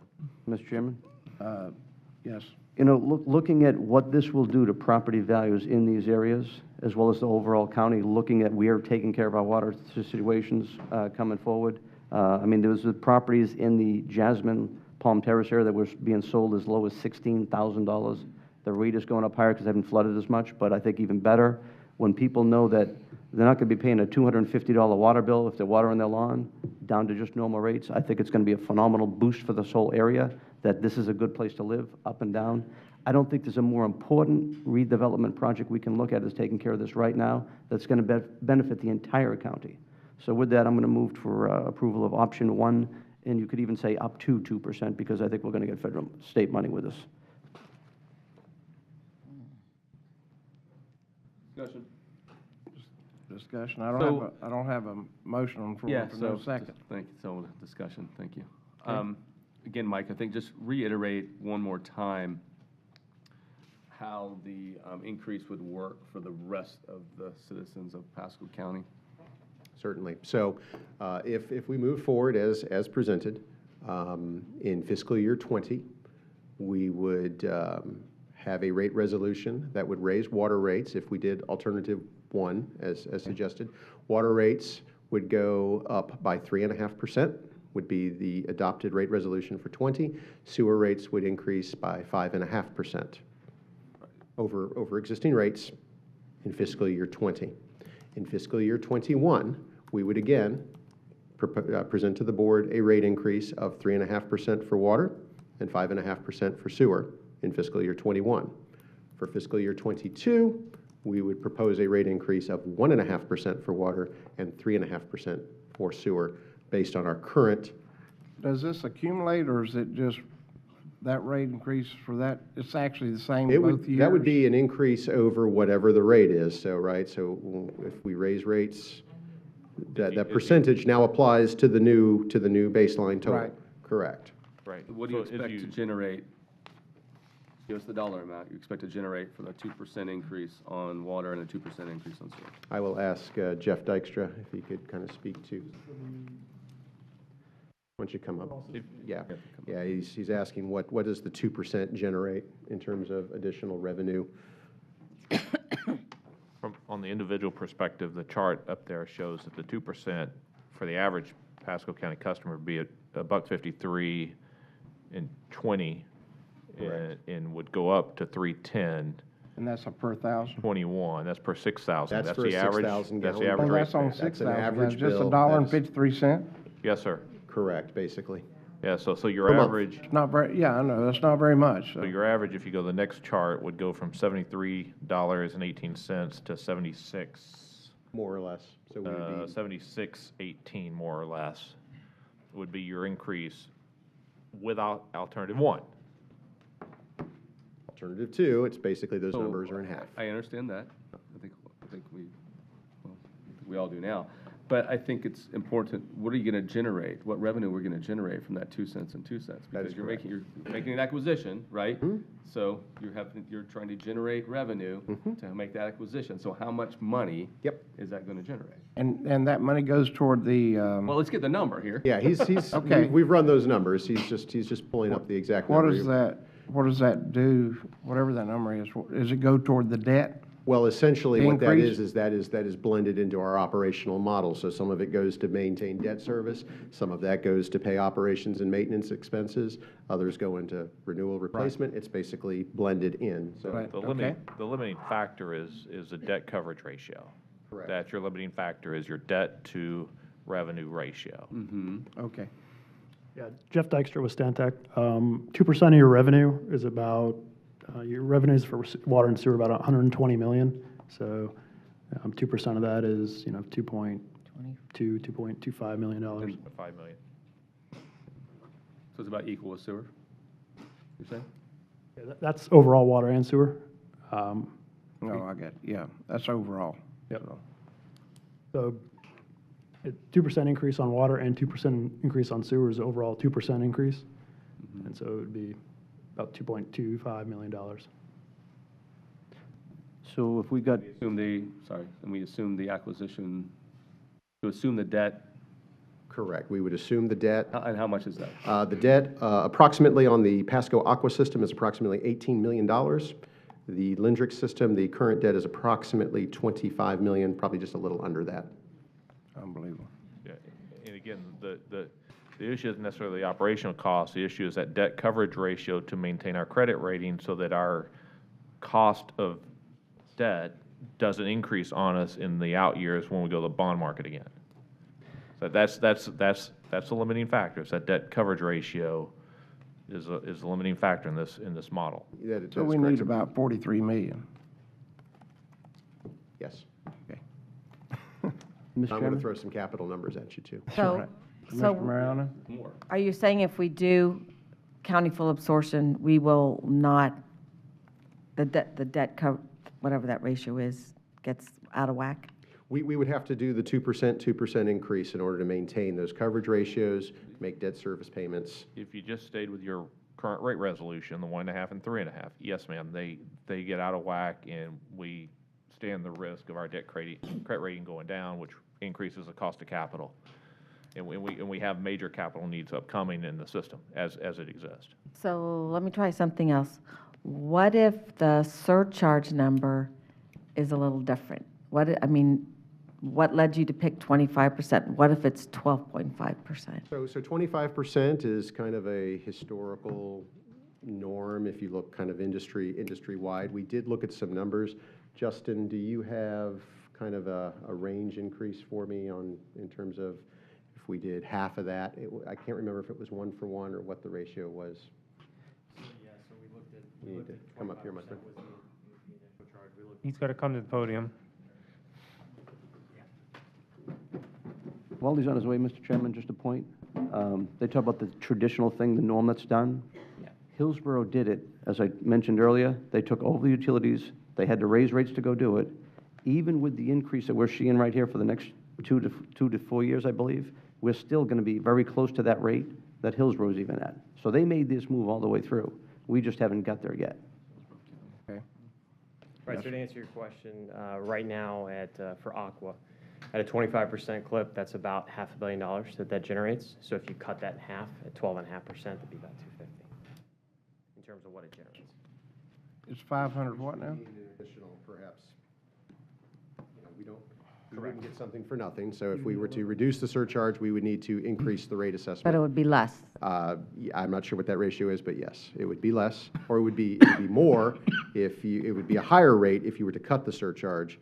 If you were to increase the surcharge, it would be, we could reduce the rate impact on PCU existing customers, although I don't believe that those numbers are very sensitive in terms of like a 1-for-1. So if you doubled the surcharge, would you get about half the increase? Is that, I don't Well, think it we're not works out. doubling surcharge, I don't. We looked I was at. trying to get this through, so that's why I'm suggesting we half the surcharge. Yeah, So it's a little of this and a little of that, and go for an appropriation to try and wipe out those surcharges? Yeah, we looked at. Maybe we can get that through. Excuse me, we looked at a 50% surcharge as an example, just to play with some of the sensitivities, and that would lower the overall increase down to about 0.5%. So if you lowered the surcharge, you would need to go the other way a little bit, so a little bit more than 1% from the system increase, probably. I'm just, without running the numbers, probably about 1.25%, somewhere in that ballpark. Commissioner Mariano, you didn't get a second, so maybe let's. Sure, can I ask- But still, more discussion too, I guess. Excuse me. We're not even, shouldn't Well, I even be just on want to ask a discussion. follow-up question. There's no So- motion on the floor right Because I don't now. know if you fully answered the question. What about extending the term, though? You said, what 10 years what if you is- lowered it in half and then extended the 10 to 20? Could you do that or not? Well, we could, however, we find that industry-wide that folks far out. move, they come into neighborhoods, out of neighborhoods, and a 10-year term is about as good as you can get for a recency effect in folks' memory, so as to why they're paying this additional surcharge. So that's why we would suggest just limiting it at 10 years. That generates revenue that allows us to put into our operation, pay off debt. Of course, if the board wants to make that a 5-year, wants to make it a 15-year, those are scenarios that we certainly can come back with. So if the board pleases, if it's the pleasure of the board to look at a surcharge model, we can certainly look at other alternatives. However, we find that the 25% 10-year is a consistent and level way, and we can tweak it. But bear in mind that, the 1% that's associated with that would move either up or down. Yeah, Mr. Chairman, just, Yes, sir. and Mike, I will assume there's more capital costs that will be involved with this project in addition to obviously the acquisition portion. So what do we estimate those costs to be? So approximately, and we would look at an aggressive, and the rate increases that we propose include accounting for that capital, but we're looking at about $9 million per system over a 5 to 10 year period that Okay, we so would if need it's to 25, it's actually 34. Correct. Yep. So, well, in total, if you're looking at a total number to ask. You said per system. Per system, yeah, approximately 9. There are some additional ones. So, for example, in the Pasco Aqua system, we would want to go ahead and upfront switch those wastewater plants offline, move them to our system, demolish them. That's a $2 to $4 million project. Those assumptions are built into these rate increases. So we've built that in. But if we were to go seek state funding or additional funding, we would look at the debt plus capital. Those projects probably would not be able to be done in-house, I would assume. Most of that would have to be contracted out. We or look using at whoever that's currently correct. So we could providing maintenance. The maintenance, the mechanics of the maintenance, part of that rate increase also looks at additions in staff that we would have to do in order to provide maintenance, engineering services. So those numbers all compile into a fund, if you will, that we would utilize to pay debt, maintain and manage our operational costs. Those are all factored into that number. So this is my opinion. Obviously, it's up to the entire board. Pass the resolution.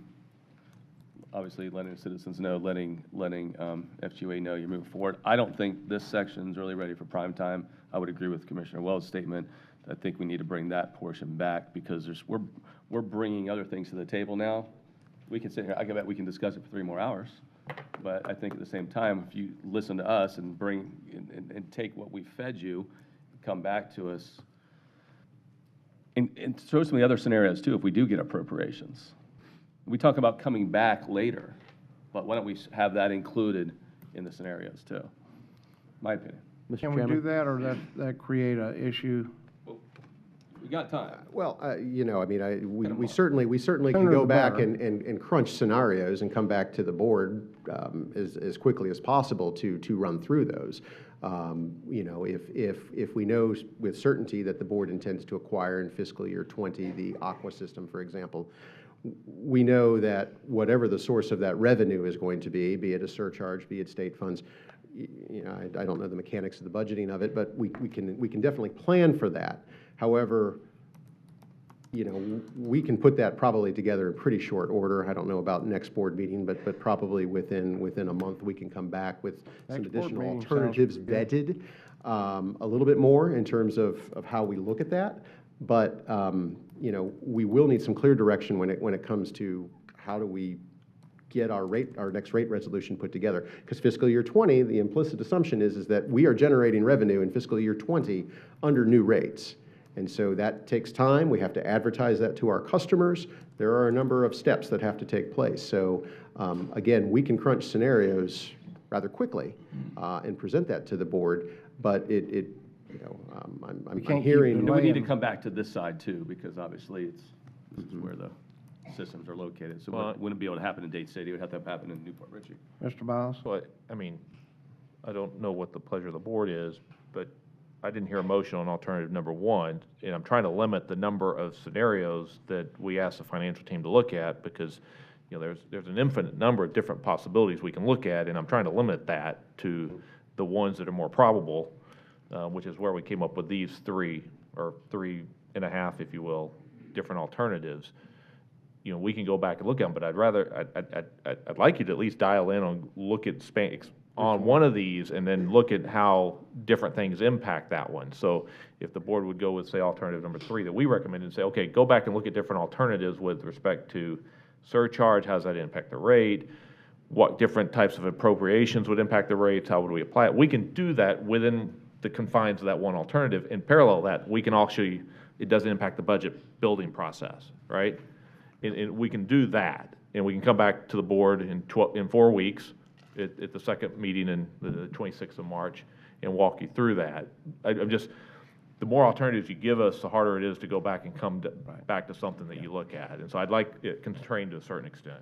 Commissioner Mariano. Mr. Chairman, thank you. I want to try to I'm going to kind of restate my motion and where I'm going with it. From the extra questions that just were out, 2.25 million is the number we need to kind of keep the rates pretty level for next appropriation. That would be an annual, that's what those rates generate, based on, so that 2%, whatever revenue that generates, that is what we need on an ongoing annual basis in order to keep that. So a one-time shot in the arm doesn't really do much for you, unless it is to really take out, for example, the massive, the debt or the capital component or something.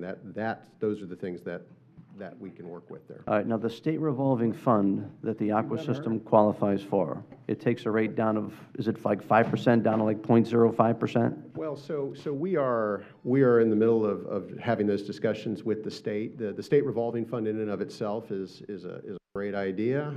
There may be some terms that the county may want to discuss further with the state. That's already cooked into the numbers. So whether the financing mechanism is a state revolving fund or a bank loan or another bond, it really isn't material with those percentages, because now we're looking at the whole. So it benefits Pasco County, if you will, on that. So and what I'm saying is we can go for a certain dollar figure, so maybe the number we're going to go for is going to be $10 million. Maybe it's $20 million. Whatever that number is, we can talk with Senator Hooper, Representative Mariano, find out what's the best way to go, what they think. It can't go through Mariano because the House has already, deadline has already I'm just saying as passed. far as to what they feel comfortable with. She's been working on this thing from that too, but yeah, it's got to go Senate, no question about it.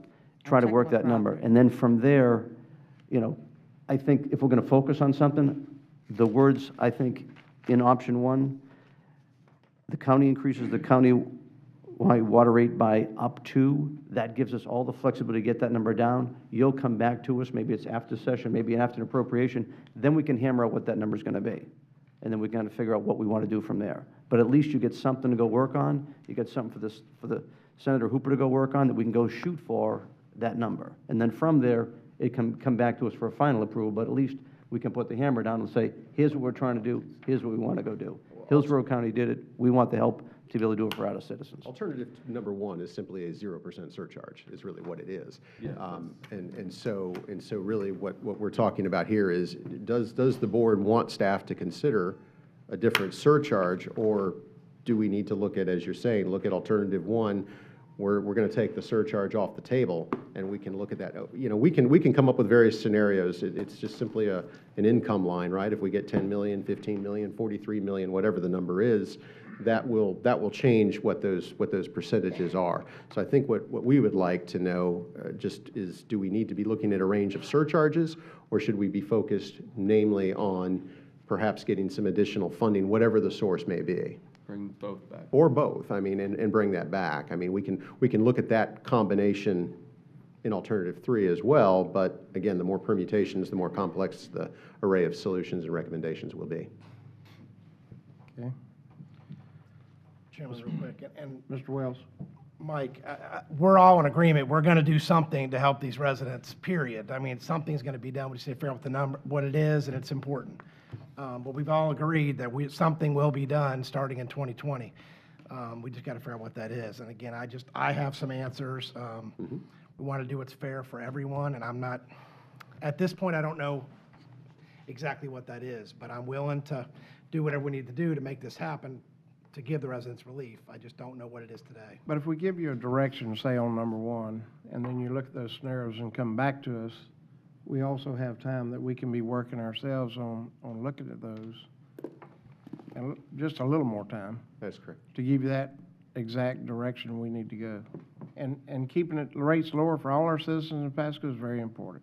And these are large debts, but we're getting them out of an issue that's been put on them for many years, and we need to be doing that. So I'm going to restate my motion to be clear. I'm going to go back to looking for approval for option 1, with the county increasing the countywide water rate by up to 2%, whereby we're also going to be looking for state legislative help to keep that number as low as possible.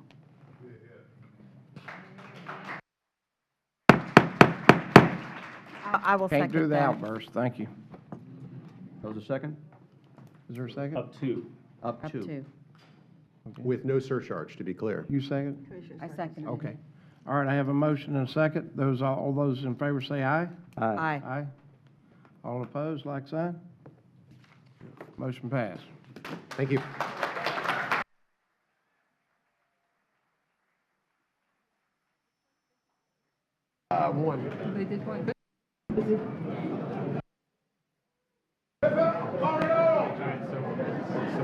The whole board. It's the whole board. We get to get voted in. We get voted in. According to that gentleman, yeah. Can't lose, huh? So, Mr. Chair, Yes. so, we have a development services presentation. We can do it now, or if you'd prefer, we can do it after the public hearings this afternoon. I mean, it's 10 to noon, so it's kind of up to you. It's going to take a while to clear the room, that's all I'm saying. I say we do it now. That's my Let's do it now. All right? We'll do it now. 10 All right. minutes of it now. We don't want her to miss it. We can do ours. Speak fast. No, I've already told him to Hold on just a second. Don Rosenthal, Assistant County Administrator, Development Services. We're going to be looking at our facts today for you to talk about how we've progressed and addressing some of the concerns that you've had over time. Beginning with our project pipeline. We're not going to read the slides, but what we are going to do is highlight pertinent points that are relevant to our progress. Our project pipeline, you were able to look at this pipeline by address, by several other measures, but what you weren't able to look at it by was project name. So we are able to look at that by project name now. Staff was able to put their heads together and figure out how to make that happen. Our customer service feedback. The highlight on this slide is that 97% of our customers gave us compliments, as far as 96% overall level of service. It said that our overall level of service was excellent. This slide shows that the residential, single-family residential is climbing. And it's not something I have to tell anybody, but it's climbing considerably when you compare January to January, 18 to 19. Same thing, but a slightly less rate for the commercial new construction, showing that it's significantly higher. Building construction services, showing that the total permits have increased significantly, 9% year over year, 17 to 18. Total value of permits have increased from 1.7 billion to 1.8 billion, 3.7% increase year over year, 17 to 18. Our calls for service went up. As new people move into the community, the level of services have been requested to increase. We have more actual service calls. But the good news about that is that our compliance rate is also climbing. We went from 83 to 87% in compliance. That's initial compliance. One of the efforts being done by the code enforcement team is the sweep efforts. Of course, you can see from our previous slide that those numbers would be up, and they are.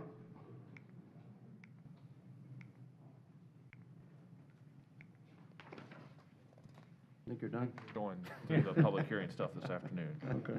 Hold on, I got, You got it? yeah, let me get you back to, I don't know how that let me happened. get you back to where you need to be. Reckless thumb. There. Yeah, right there. This is our earned media and communications. It shows that if we had to pay for the media that we received, it would cost us over $100,000, and that we'd reached over 1 million people. The site talks about our media stories, media inquiries, and our news releases. And that's it. I'm ready to answer any questions you might have. Am I having questions? Is code enforcement on Acela? Code enforcement's not on Acela yet. We're working. They're in phase 2. We're working on phase 2 right now. So when will they be operational in Acela? That's the same question Commissioner Wells asked me some time ago. We will be Yeah, I think I've operational asked it last as year and fast the year as we before. can. We're working on it right now. Well, can I get a more definitive answer? Well, the What's problem holding with it up? the problem with technical things is that the most definitive you can get is to work on it as best you can. We have people that still haven't got on a cellar, and we've been on it for years now. So, But we will. what is holding them up? That's We'll kind of we'll get you the schedule and date. that would be great. Okay. That was my answer. That was my question too, but she beat me to it. But I mean, I tell you, I'm not on Facebook, but I am on Instagram. I love the post of all you guys doing your little ride-alongs, code enforcement talking to everyone exactly what they're doing out there. I think it's great that folks are seeing it from us not being so reactive. We're out there being proactive, talking to the folks. You know, we have the Moon Lake cleanup this weekend, and I know, code had gone out there and actually let folks know where they had stuff in their yard. Hey, by the way, you can get rid of it this weekend. Just letting you know, because if not, we'll be back next week, to cite you. So it's been good to see the team, and I can tell you, you can just feel the difference with them being in their office and just how much they love what they do, being out there and getting to know these residents and being proactive, not always going out there and just hitting everybody over the head. So thank you. Thank you. Mr. Chairman? John, I want to say, I think the code enforcement team, especially up in my district, has been doing a phenomenal job. There was one really troubled area right off US 19. They went in, and in the past 6 months, you've taken down 2 homes, cleaned up, I think, every house except for one, in a really troubled area. So I know you're continually working and getting it better, and Michael and his whole team is doing a heck of a job. So I want to thank you for that. Thank you. That's actually teamwork between code enforcement and building. Yeah. Yeah. No, you guys are doing a great job. You're doing a great job. Your whole team is, and working with code enforcement in areas on my district, I know you are working together and getting things done, and I appreciate everything you do and your team. More than welcome. And I don't want, Don mentioned building and code. Don't forget, the county attorney's office plays a significant role in that as well. Yeah, And that's true. they've stepped up and done an outstanding job helping both Actually, those groups I got do their job. code so- enforcement and Don's group and attorney's office all working together on one Absolutely. issue over there. Right. So, Well, that was the whole purpose of that demolition group, and Right, they're that's integral right. to all the stuff that we do with the demolitions. right. So we appreciate all of you, so. Commissioner? And I would encourage any of you to drive Florimar South to the county line and look how that area is really getting cleaned up. The signs, the old decrepit signs are coming down. Our most recent victory was the old big square ice cold air sign is gone. And I'm hoping soon the last, gone. The last sign at Holiday Square, we're hoping is going to come down. That's a big rusty, it's been empty for the last 10 years. And there's some others that are on the ticking clock. So the crime is down in that area. The solicitation is down, and it's looking much better in southwest Pasco County. So people can really see difference and feel a difference. So thank you very much. And I want to include the sheriff's office also working with us. For example, I turned in I didn't some. mean to leave them out, but- Yeah, I turned in some violations on the weekend on my way to the holiday Little League ceremony, and we didn't have code enforcement out, so the sheriff got the cars off the right-of-way and stopped the one panhandler that was there at Aldi. So I go through there a lot just to make sure the panhandling is really stopped, and that's the first one I've seen in months. So really, it's exciting to see the cleanup really occurring. Okay, thank you. All right. With that, we can adjourn. I can go. 5 minutes, I can go. What you want to do? Oh, you want to do your Do you old wanna business? start getting- We can do old business. Go ahead. You good with that? Yeah. Yes, thanks. Commissioner Moore. Good. Hey, just one thing real quick, and I think you probably heard about it. We have some businesses, and mostly my district and Commissioner Starkey's district, that have been billing 8.5% of their sales tax, thinking that they're in Hillsborough County. Had a conversation with Dan a few times, county attorney's office, even this weekend, had a couple conversations about it. So multiple businesses. When I first heard about it about a month ago, there was one business at the Shops of Wiregrass. I let Greg know. He sent out notices to everybody there, cleaned that up pretty quick. Heard it was happening at the mall. let them know. Supposedly they've put messages out to other people too. Sierra's properties are, JR's letting all of them know. Customers, yeah. Now, they were getting letters from hold on, give me 1 second here. Department of Revenue? Yeah, Department of Revenue, that's, I think Jim Zingale is the Executive Director for Department of Revenue. So Fasano is actually, sent me a copy of this morning, he's sending letters out to the Executive Director, reminding him. In addition to that, he's sending letters to all the businesses in those zip codes that were charging the 8.5%. Do they think they're doing that because they're in the So they were getting letters Hillsborough from- County so they were because they named their business or their mall Tampa? Still trying to figure some of that out. Okay. But Department of Revenue was sending notices out to some of the businesses by mistake in those areas. Well, I've asked for in an Pasco audit, County. so. What's that? I asked them to do an audit. Well, yeah, and I brought that up too, about especially the hotels, because our tourist development taxes, we don't want to get those lost, right? So- In addition to the sales tax, right? Mr. Biles? So first, Department of Revenue remits funds by address, not by zip code. So if a business collected different than the county's 7%, we would get it remitted by address. They don't remit that to Hillsborough County if it's in Pasco County. So that, first off, we're good there. TDT, I don't think we have to look into. Yeah, we have to look at the TDC. Yeah. What's happened is they will go in and look up their zip code and it'll show it's a Hillsborough zip code, because on the U.S. Postal Service side, those are Hillsborough zip codes, even though they're both in Pasco and in Hillsborough. But if they go to a map and put in their address, like our Pasco mapper, it'll show obviously it's in Pasco County. So some of the software that businesses use sometimes will just use a geolocation for the entire zip code. They won't use it by specific address, and so whatever that zip code sales tax is, that's what they're going to use. So it's not hurting Pasco County's revenue from our penny. What the key is, the residents are paying more than they should be paying, and so But they need to be aware where of it. does that extra sales tax go? Does it go to Hillsborough or does it go to us? What it appears to is that the extra sales tax, if it actually gets remitted to DOR, that's another question, but if it gets remitted to DOR, it would actually come to us. So, because they will remit by address on the one that, anything in addition to the state portion, right, that gets distributed based on population.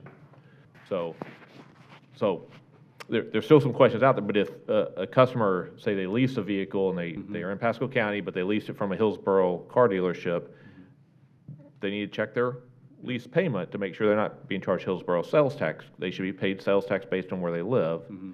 Same thing online purchases.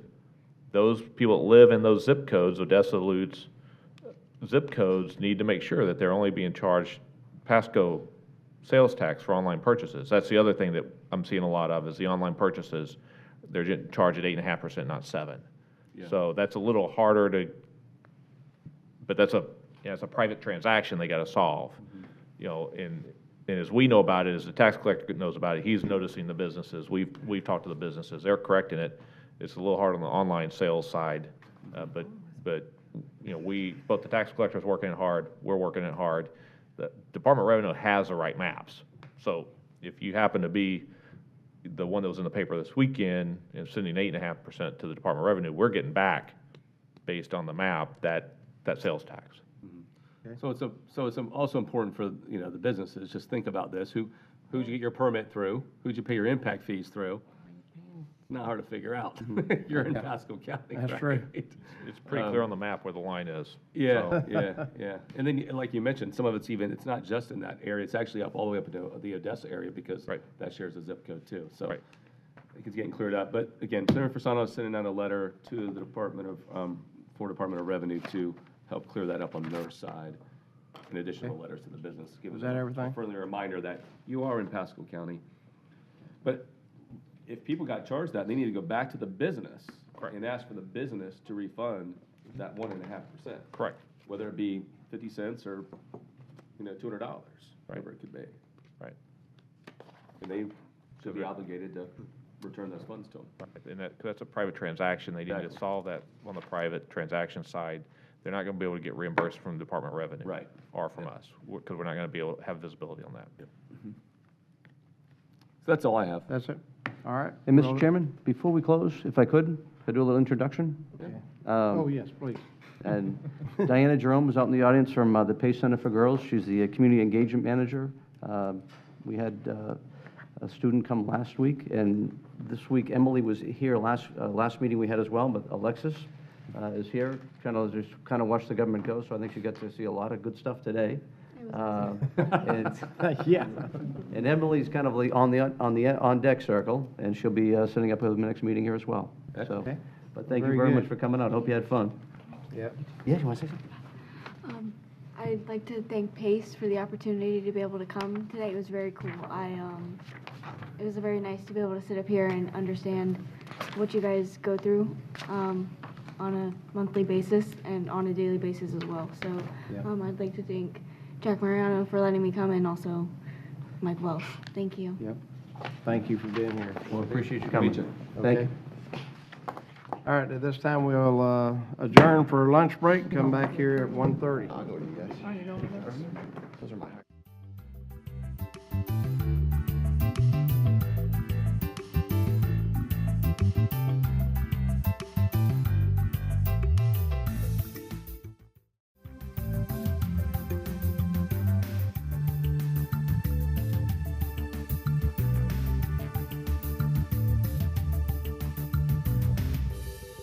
You'll come back when we go.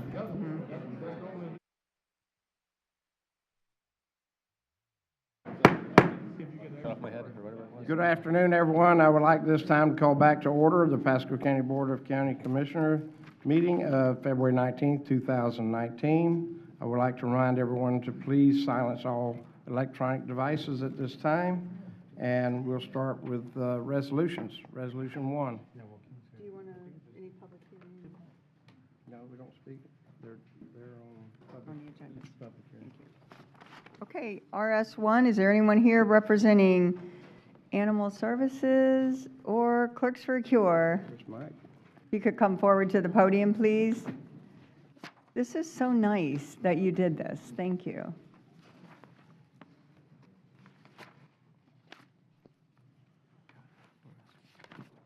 Resolution number 1994. Whereas Clerks for a Cure Incorporated is a nonprofit organization comprised of the deputy clerks who work for the office of Paula S. O'Neill, Pasco County Clerk and Controller. And whereas the mission of Clerks for a Cure is to be a giving force in the community by offering fundraising support and raising awareness for their charitable partners as they provide hope to those in need throughout the community.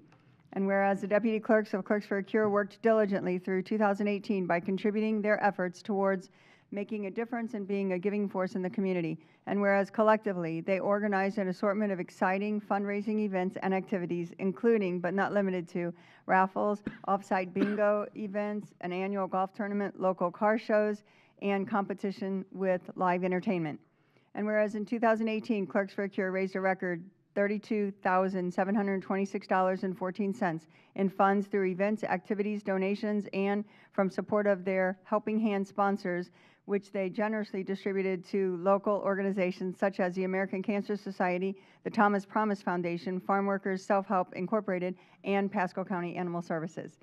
Now therefore be it resolved by the Board of County Commissioners of Pasco County, Florida, that said board hereby commends the Pasco County Deputy Clerks and the Clerks for a Cure Incorporated for their generous support to local organizations and for raising awareness of their charitable partners as they enrich the lives and provide hope to those in need throughout the community. Done and resolved in regular session with the quorum present and voting this 19th day of February 2019, signed by the board. Move for approval. Second. I have a motion and a second. All those in favor say aye. Aye. Aye. Okay, all opposed, like sign. Motion passed. Welcome. Glad to see you folks. Who would like to speak for the group? Or each of you? Andrea, into the Andrea. podium, Andrea, Podium, and say your podium. name and position. Hi, good afternoon. My name is Andrea Wainwright, and last year I was the co-chair for Clerks for the Cure, and I worked for the Office of Paula S. O'Neill, Clerk and Comptroller, as an operations supervisor. And I just wanted to thank everyone here in this room for the honor to be here today, everyone throughout the community during this year and supporting us and giving their time and talent and their funds. We couldn't do it without each and every one of you, and it truly is your helping hands that make what we do possible. So thank you very much. Thank you. Thank you. Thank you, Andrea. If I Tell could us just say a yeah. few words. What about Oh. animal services? What do you guys do with animal services? So, we originally we had a lot of people with cancer in my office who fought cancer, and then at one point I was diagnosed with cancer. So we started out raising funds for the American Cancer Society, and then it was like, well, there's other things we care about. So we do a survey every year to see what our teammates are interested in supporting, and they said animals. Everybody loves animals. So that's how Animal Services got involved with us. Yeah, thank you. Good. So would the board like to join me and we'll take pictures? Sure.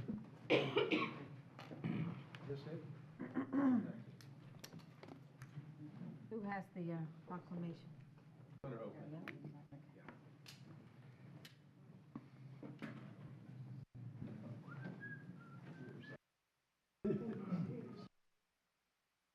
How we doing? Oh, Mike, okay. Good to see you, Mike. You give them safety training? Give them safety training first? Or not?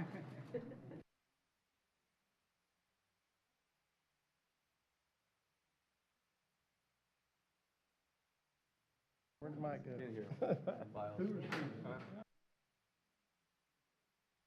Oh, you want this? How are we doing? Easy, Tom, easy, don't fall. It's better than standing on a chair. Can I have you swing over here? Yes. Yep. Mike should be up here. Yeah, he needs to be. Yeah, Mike, why don't you get up? I can start me anyway. We'll stand up. We'll stand there. All right, let's see her. Let's see my cheek.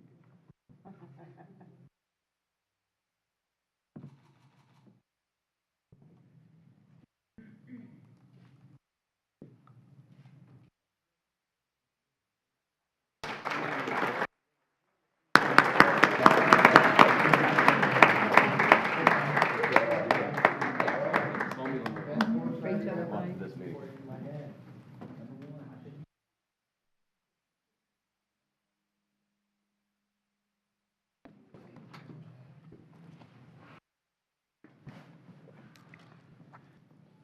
R2? Resolution 2, R2. Okay, this one is recognizing Deborah A. Ashley. If you could come forward to the podium, please, and any family members that you have.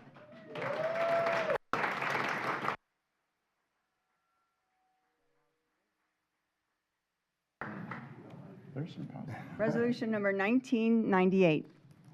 I don't know if I can do it, sorry. Sure you can. Okay. Try to Come be on. tough here. Like Linda Dillon will always say, die before you cry. Oh, Lord. Okay, resolution 1998, whereas Deborah A. Ashley was hired August 28, 2000 as deputy clerk for the clerk of circuit court and county controller after serving the citizens of Hillsborough County for the previous 12 years. And whereas during her career with the clerk and controller, Ms. Ashley served as human resources specialist, interim director of human resources, and assistant director of human resources. And whereas Ms. Ashley was instrumental in implementing NeoGov, our electronic applicant tracking system, where since its inception in 2010 has accepted over 34,000 job applications, resulting in 1,000 new teammates. Debbie personally interviewed and completed onboarding for most of those new hires. And whereas many of those applicants applied in response to the exposure Ms. Ashley provided to the organization by attending numerous job fairs. And whereas Ms. Ashley was instrumental in assisting members of the community find employment through her involvement with Connections Job Development Corporation since 2009 and served as board chair from 2012 to 2016. And whereas Ms. Ashley facilitated the placement of over 100 volunteers with the Clerk and Controller's Office and coordinated annual volunteer luncheons to celebrate the contributions of our office to our office and community. And whereas Ms. Ashley's servant leadership actions provide a great example for others to follow. She was always nearby when needed, was the first to offer support for community events, and supported her colleagues in good times and bad. Debbie donated over 80 blood drives, resulting in almost 1,800 units of blood, helping to sustain over 5,000 lives. She donated almost 13 gallons herself. She served as a campaign champion for United Way, communicating all that the program offers for almost 10 years. And whereas Ms. Ashley created and maintained long-term relationships with teammates, she was a great resource for teammates, including maintaining greeting cards and a book on CD library. And whereas Ms. Ashley's dedication and dependability in the performance of her job duties made her an asset to the Office of the Clerk and Controller. And whereas during her more than 30 years as a public servant, Ms. Ashley diligently and conscientiously served citizens and customers in her positions, ensuring integrity while providing outstanding service. And whereas in retirement, Ms. Ashley plans to spend countless hours at the beach with her 6 grandchildren. And as of March 2nd, 2019, Ms. Ashley will retire from the Office of the Clerk and Controller. The Board of County Commissioners and the Clerk and Controller deem it appropriate to recognize her contributions to both the customers of the Clerk and Controller's office and the citizens of Pasco County. Now therefore be it resolved by the Board of County Commissioners, Pasco County, Florida, in session duly assembled, that said board hereby expresses its deepest appreciation to Deborah A. Ashley for her more than 18 years of service to the citizens of Pasco County. Done and resolved in regular session with the quorum present and voting this 19th day of February 2019, signed by the board. Move approval. Second. Got a motion and a second. All those in favor say aye. Aye. Motion passed.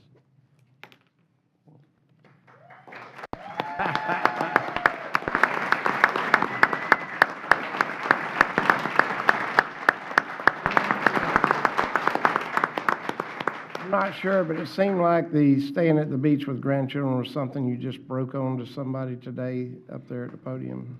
You didn't tell him about all that, and I'm in much need. Thank you so much. I really appreciate this, and I couldn't do this without all the help of my fellow teammates. They're the best. Yeah. Thank you so much. Thank you. Thank you. Oh, no, you're not going anywhere. Oh, stay right there. We're going to come down and bring the resolution. okay. And we want one picture with the commissioners, and then we want our fellow teammates to get behind us Okay. for a photo. Okay, great. All right.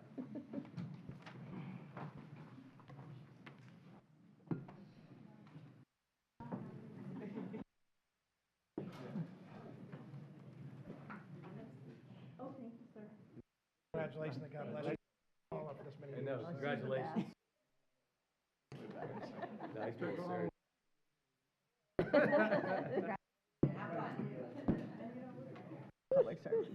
No. Stand behind. I don't want to get in between. No,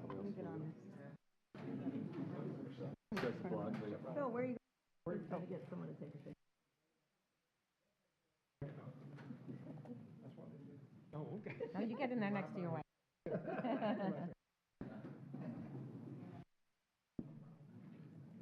I know, all you're seeing is my head, right?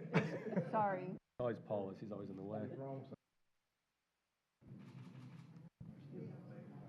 He is, he's always trying to get in front, in the middle. You know, beating a lot from us today.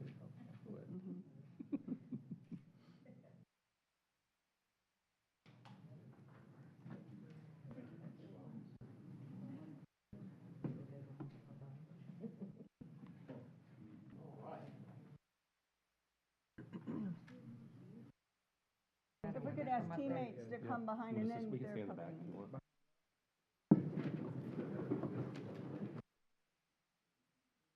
Oh, yeah, so let's go back here. That podium will be.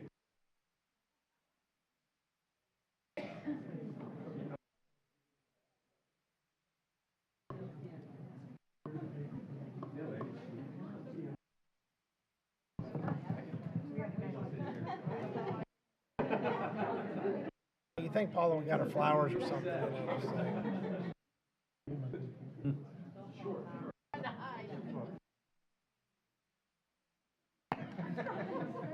Gotta stand up. You want to come back up here with Come us? on, yeah. You're not that late.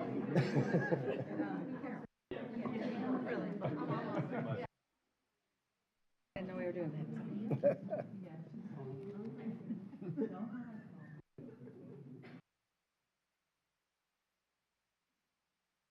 There's a ladder back there.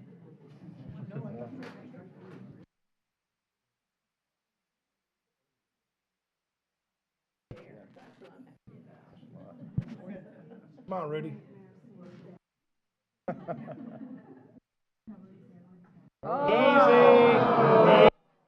That liability on us, that's on. That's right. That liability's on the clerk's office.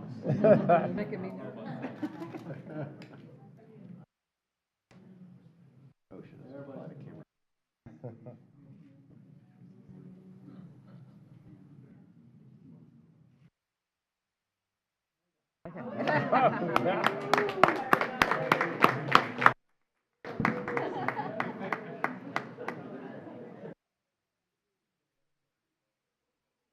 couple little snidbits. Remember if we have any more resolutions or what?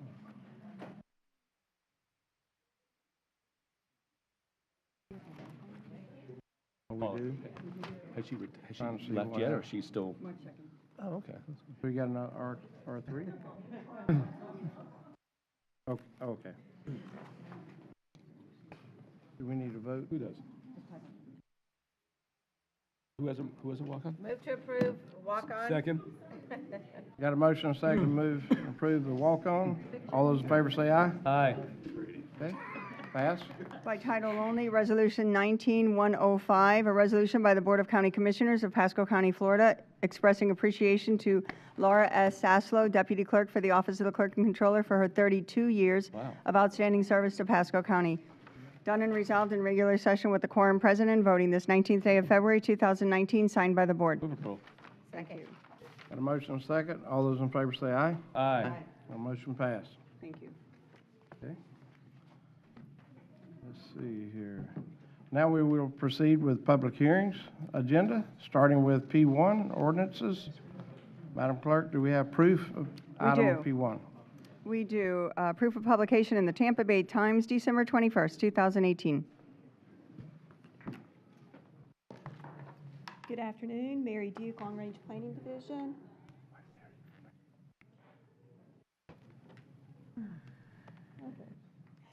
I'm here for PDD 190278, a small-scale comprehensive plan amendment for CPAS. 1901, Dixie Belle Paint Company. Let me get the right page. This project is located off of Ridge Road at the intersection with Galen Wilson Boulevard.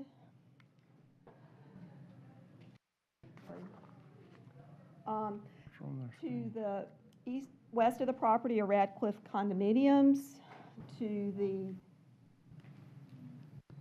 the north is the Galen Wilson complex. To the east is the Duke Energy substation, and to the south is the High Ridge Industrial Park on the other side of Ridge Road. This is a proposed small-scale comprehensive plan amendment from Res 24, residential 24 dwelling units per gross acre, to COM commercial. This is a 3.6 acre parcel, and the property is zoned C2 General Commercial District, and the parcel has a conflict zoning. The subject property is vacant a vacant retail warehouse. The applicant is proposing to utilize the subject property for paint, retail sales, and bottling of non-toxic latex and chalk paints, similar to paint mixing and bottling that you would find at a Lowe's or a Home Depot. This is an expedited review request from the Pasco Economic Development Council, so this is a staff-initiated comprehensive plan amendment.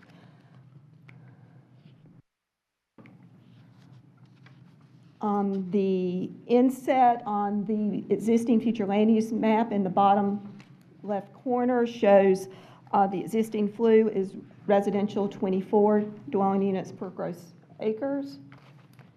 The proposed future land use map is showing a proposed FLU of COM commercial. The surrounding future land uses, existing uses, and zoning districts are to the north. There's MF2, multifamily high-density district for zoning. To the south is industrial light district and agricultural. To the east is agricultural district, and to the west is a multifamily high-density district. Future land use to the north is public, semi-public. To the south is residential 24 dwelling units per gross acre, and to the east is industrial light, and to the west is residential 24 dwelling units per acre. And I've already gone over the existing uses when we were at the location map. This is an aerial photograph of the site, showing the condominiums to the west, Duke Energy Substation to the east, the Galen Wilson Complex to the north, and the proposed site for the High Ridge Industrial Park to the south. With regards to consistency with the comprehensive plan, here's the definition of COM commercial. The general range of potential uses in COM includes commercial uses, office uses, hotels, motels, compatible light manufacturing, processing and assembling of goods. The proposed use of the subject parcel, which is for mixing paint and bottling paint, is consistent with the COM future land use classification.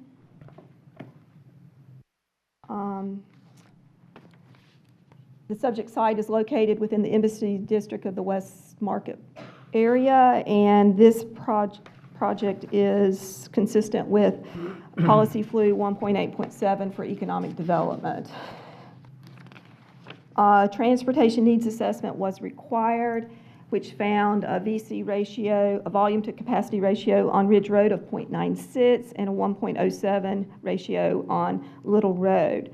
There was a negative impact to the level of service on Little Road and on Ridge Road by the proposed amendment trips. The existing daily volume of traffic is expected to increase by 190 p.m. peak hour trips on Ridge Road and 5 p.m. peak hour trips on Little Road, from Ridge Road to San Miguel Drive, and 57 p.m. peak hour trips from Ridge Road to Citizens Drive.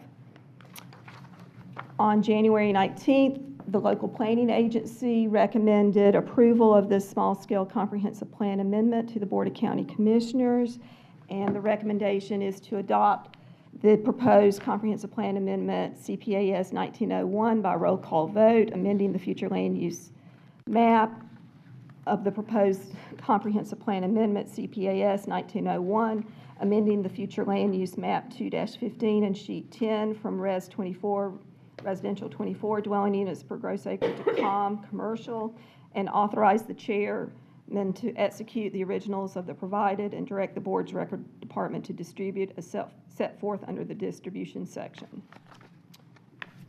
Happy to answer any questions you might have.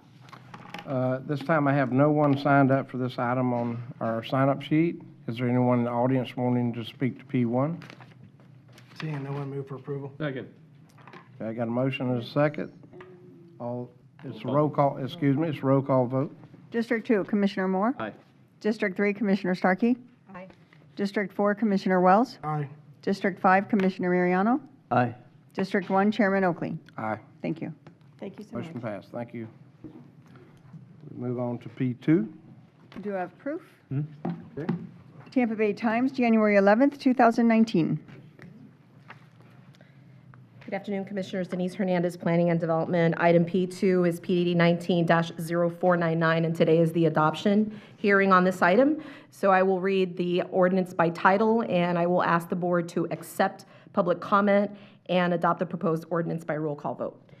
So today, this is an ordinance by the Board of County Commissioners amending the Pasco County Land Development Code, Chapter 900, Development Standards, amending Section 901.8, Pedestrian Facilities, and creating new subsections, 901.6.E.5, Standards for Driveways for Residential Construction, and 901.6.E.6, Standards for Paver Driveways and Sidewalks, providing for applicability, repealer, severability, inclusion into the Land Development Code, and an effective date.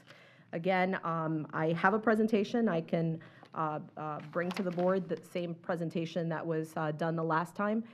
This item went to the local planning agency, went to the horizontal roundtable and interested parties meeting on April 18th, 2018 and December 19th, 2018. And the local planning agency found it consistent with the comprehensive plan on January 24th, 2019 and recommended approval to the Board of County Commissioners.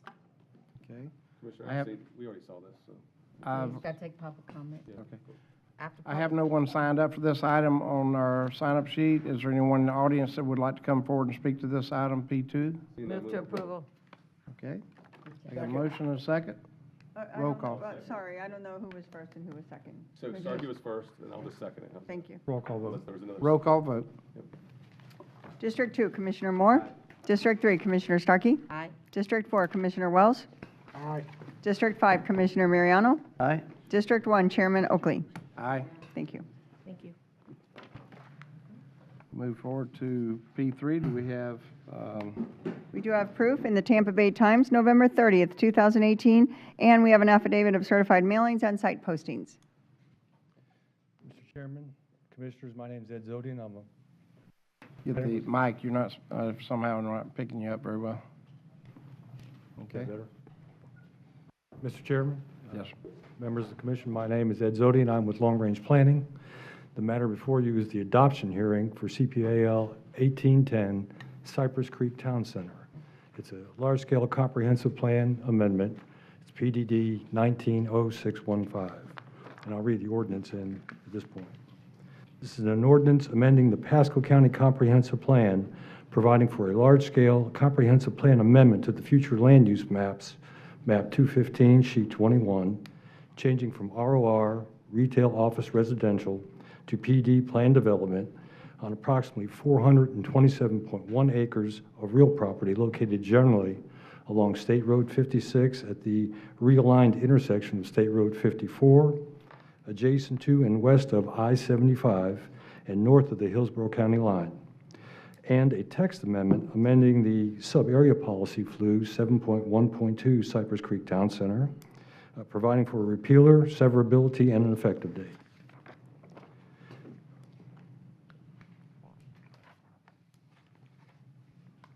Excuse me. The site characteristics. This subject site is 427.1 acres and is located within the South Market area. The comprehensive plan envisions the South Market area as an urban gateway opportunity area. The policy states that the mission for the South Market area is to promote high-density, compact development, multi-use developments, and to maximize the transportation to something in my eye. I apologize. To maximize the transportation opportunities to attract a broad spectrum of employers and businesses to the area, to promote that high growth and compact development, and to encourage mixed-use developments which are live and work. The project overview is that this is a large-scale comprehensive plan amendment, as I mentioned. It's a proposal to amend the future land use map 20,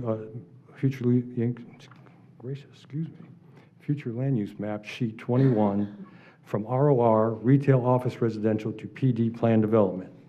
The proposed amendment to the sub-area policy essentially reallocates certain of the entitlements, as well as adding a congregate care living facility, a motel category, 370 multiple family residential units, and schools. The land areas that are reflected in COM on the former boundaries are not going to be modified or affected. The existing FLU, as you can see, is the ROR. It's in the upper left-hand corner. Why are our, They're broken. sorry, they're broken? Yeah, there's an issue.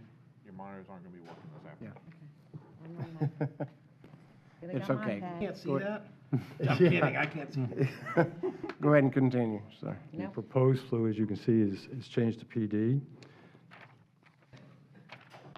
The adjacent FLUs and zoning to the north, south, and east, the zoning district is AC.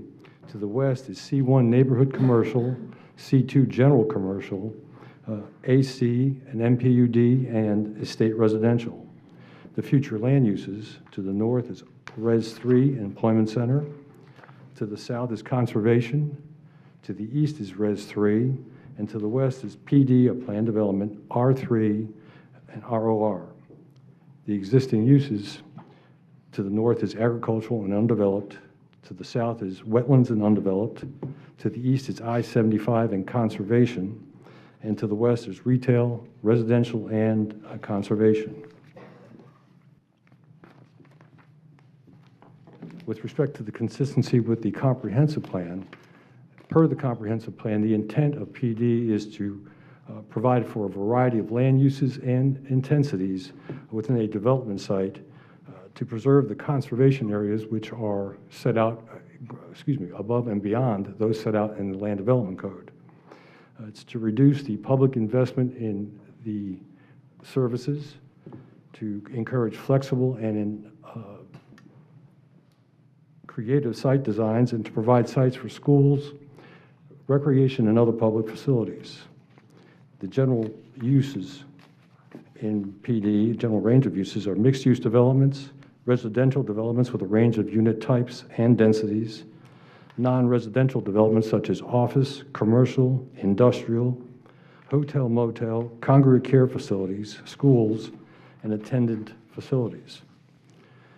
In reviewing the proposed sub-area policy, the general range of uses are commercial and retail malls, offices, multiple family residential developments, congregate care facilities, hotels and motels, and schools, and therefore it appears to be consistent with the comprehensive plan.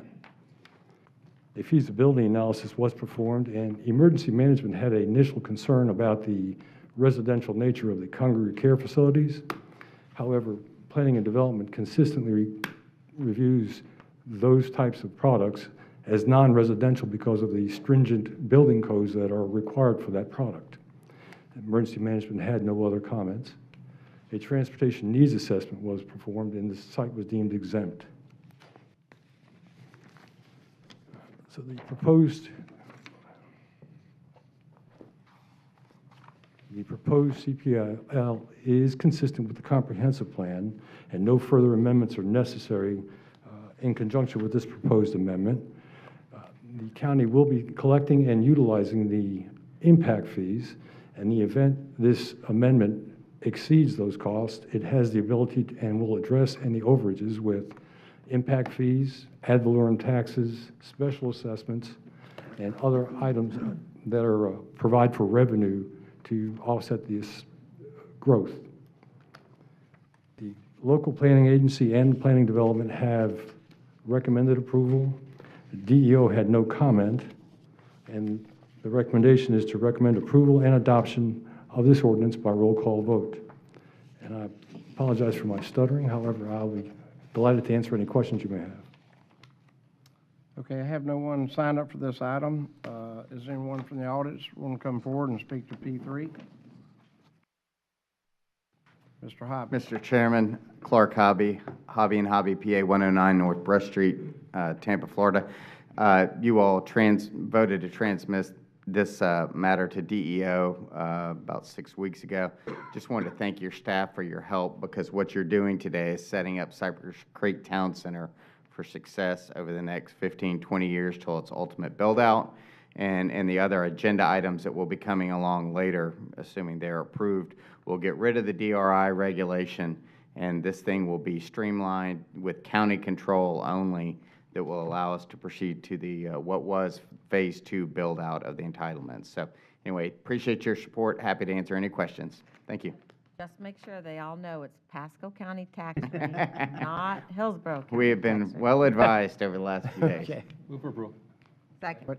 Wait a minute. Is anyone else here to speak to this item? Seeing none? Move for approval. Second. Got a motion and a second. All those, well, it's a roll call vote. District 2, Commissioner Moore. Aye. District 3, Commissioner Starkey. Aye. District 4, Commissioner Wells. Aye. District 5, Commissioner Mariano. Aye. District 1, Chairman Oakley. Aye. Thank you. Motion passed. Move on to P4. We do have proof. Yes. Tampa Bay Times, November 16th, 2018. Good afternoon, Viviana Martinez, Planning and Development Department. Item PDD 190526 is the adoption hearing for a county-initiated large-scale comprehensive plan amendment in the name of CPAL 1817 Vincent Academy. I will begin by reading the ordinance. An ordinance amending the Pasco County Comprehensive Plan Future Land Use Map, Map 2-15 and Sheet 4, changing from IL Industrial Light to PSP Public Semi-Public on 52.8 acres, more or less, of real property located at the northwest corner of Mattis Road and Denton Avenue, providing for repeal or severability and effective date.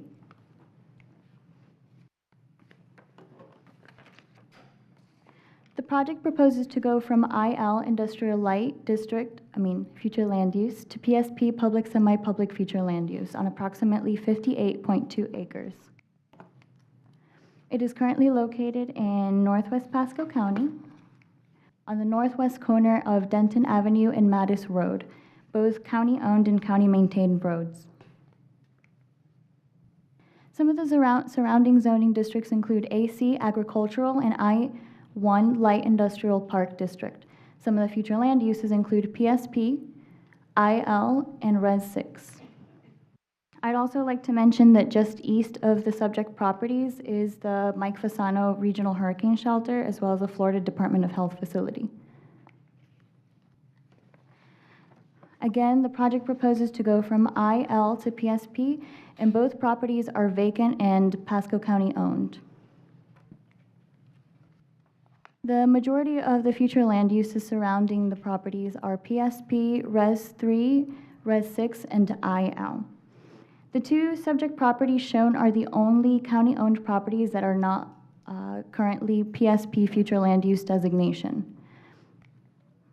The end goal is to change the future land use to PSP in order to match the rest of the county-owned properties that are in that area under that designation, as shown in this map. This slide goes over the intent of changing the land use to PSP, which I already mentioned. In addition, there's also a rezoning amendment petition 7353 that will allow for an educational facility on a 10-acre portion of the property. There was no transportation needs assessment needed because the land use change did not result in more than 50 peak hour trips. And with that, staff recommends approval and adoption of the ordinance by roll call vote. Any questions? Okay. I have no one signed up for this item. Is there anyone in the audience who would like to come forward to speak to this item? B4. Seeing no one, move approval. Second. Okay, it's a roll call vote. District 2, Commissioner Moore. Aye. District 3, Commissioner Starkey. Aye. District 4, Commissioner Wells. Aye. District 5, Commissioner Mariano. Aye. District 1, Chairman Oakley. Aye. Thank you. Motion passed. P5, I have a continuance. We do have proof, though. Tampa Bay Times, November 16th, 2018. Would you like me to read the rezoning procedures? Rezoning procedures? Yes. There are two rezoning agendas, regular and consent. The staff will present each application to the Board of County Commissioners. The staff or Planning Commission has recommended approval, and there's no opposition. The application will be considered by the board without further presentation. If the staff or Planning Commission has recommended denial, if there is opposition to the application, the applicant will be given 5 minutes for presentation. The opposition will be given 3 minutes for each individual or 5 minutes for a group representative, and the applicant will be given 3 minutes for rebuttal. Any individual disagreeing with the staff or Planning Commission recommendation or anyone wishing to object to any condition of the rezoning may at this time request that a petition be pulled from the consent agenda, in which case that application will be heard under the regular agenda later on in the meeting. Otherwise, all rezoning applications on the consent agenda will be approved by a single motion and vote. If you wish to speak to any petition, please give your name and address and whether or not you've been sworn for the record. These are quasi-judicial public hearings. The law in Florida is that mere public support or opposition of an application is insufficient for this board to take action. Please limit your comments to those criteria found within the board's land development code. Okay, thank you. Now we'll move on to, If anyone's interested, if anyone wants to speak, if you could stand up, I will swear you in. okay. Okay, if you could raise your right hand. Do you swear or affirm the testimony you are about to give is the truth, so help you God? Thank you. So we move to P6. Would you like me to read P5? To at least announce P5? Move to continue P5. Okay. Second. I got a motion and a second. Well, do you want me to read what roll call? P5 is? Description. Yeah, That'd be so roll item P5 is a zoning amendment with a request for continuance for Pasco County Facilities Management Department, Vincent Academy, change in zoning from RMH Mobile Home District to AR Agricultural Residential District. This is a continuance to the April 9, 2019 BCC meeting at 1:30 p.m. in Dade City. And for the record, Nectarios Pitos with Planning and Development. Okay. Move to continue time certain. Okay. I got a second? Second. I got a motion second. Is this Regular. all those in favor, say aye. Aye. All opposed, like sign. Motion passed. Okay, move on to P6. We do have proof of publication, Tampa Bay Times, November 30th, 2018, and affidavit of certified mailings and site postings. Item P6 is a zoning amendment in the name of Cypress Creek Town Center MPUD, Master Plan Unit Development, by Pasco 54 Limited, Pasco Ranch Inc., and JG Cypress Creek LLC. It's a rezoning request from MPUD Master Plan Unit Development to an MPUD Master Plan Unit Development, a substantial modification to allow an increase in retail commercial square footage, a decrease in hotel rooms, and an increase in multifamily units on approximately 490 acres located on the northwest and southwest quadrants of State Road 56 and I-75. This comes with approvals from the LPA, or the Planning Commission, and the Planning Department with conditions. Okay, have no one signed up to speak on this item. Is there anyone in the audience who would like to speak on this item now? Mr. Chairman, this is on consent. If I could go through all the consent proofs? Would that be okay? Yeah. Okay. Okay, P7 is Tampa Bay Times, January 25th, 2019. Same date for P8 and P9. P10 was advertised in the Tampa Bay Times, January 11th, 2019. P11, we have an affidavit of certified mailings. P12 was advertised in the Tampa Bay Times, February 2nd, 2019. And we have affidavit of certified mailings and site postings. So that clears consent. Thank you. Okay, move that item to consent. Go to P7. P7 is a zoning amendment in the name of MA and Sons Incorporated, change in zoning from AR Agricultural Residential and C2 General Commercial Districts to a C2 General Commercial District in west central Pasco County on the north side of State Road 52, approximately 250 feet west of Lakewood Drive, and extending northerly to Pony Lane, containing about 1.1 acres. Recommendation is to approve. Okay. Is there anyone here to speak to P7? Seeing no one, move it to consent. Go to P8. Item P8 is a zoning amendment, Valdez Family Properties LLC. It's a change in zoning from R4 High Density Residential and C1 Neighborhood Commercial Districts to a C2 General Commercial District in southwest Pasco County on the south side of Darlington Road, approximately 400 feet east of US 19, containing about 4.25 acres. It comes with a recommendation for approval, and also we've provided an ex parte disclosure form from Commissioner Starkey. Is anyone here to speak to P8? I have no one signed up, so we move for P9. Item P9 is a zoning amendment in the name of Andrea and Christopher Clark Jr., change in zoning from an AC Agricultural District to an AR Agricultural Residential District in south central Pasco County, located approximately 120 feet south of Tower Road and approximately 1,100 feet east of Havelock Drive, containing about 5 acres, with a recommendation for approval. Anyone here to speak to P9? Seeing no one, we move that to consent. P10. Item P10 is a zoning amendment titled Connerton Village 2 MPUD Master Plan Unit Development, Connerton Village 2 MPUD, a rezoning request from an MPUD Master Plan Unit Development to a Master Plan Unit Development in order to extend the expiration date on approximately 949.3 acres, located approximately 1/2 mile east of the intersection of Land O'Lakes Boulevard and Connerton Boulevard, and Land O'Lakes Boulevard and Pleasant Plains Parkway. This comes with approval with conditions. Anyone here to speak to P10? Have no one signed up? Let me just check on that one for a second. Move it to consent. P11. Item P11 is a school development plan consistency project in the name of Cypress Creek Middle School, project number PSP 18-062, District School Board of Pasco County. This is a request for approval of a preliminary construction site plan and stormwater management plan and report for a 188,936 square foot middle school on approximately 32.33 acres located in central Pasco County on the west side of Old Pasco Road, approximately 4,200 feet north of Overpass Road. This comes with approval with conditions. Okay. I have no one signed up for P11. Is there anyone in the audience that would like to speak to P11? If not, move to consent. Is that the all of them? No, we got more. Move to P12. Item P12 is a Development of Regional Impact, DRI rescission. for the Cypress Creek Town Center DRI, by Pasco 54 Limited, Pasco Ranch Inc., and JG Cypress Creek LLC. It's a resolution rescinding the development order of the Cypress Creek Town Center DRI number 252, which was last amended and restated by Resolution 15-36, and providing for an effective date. This comes with a recommendation to approve.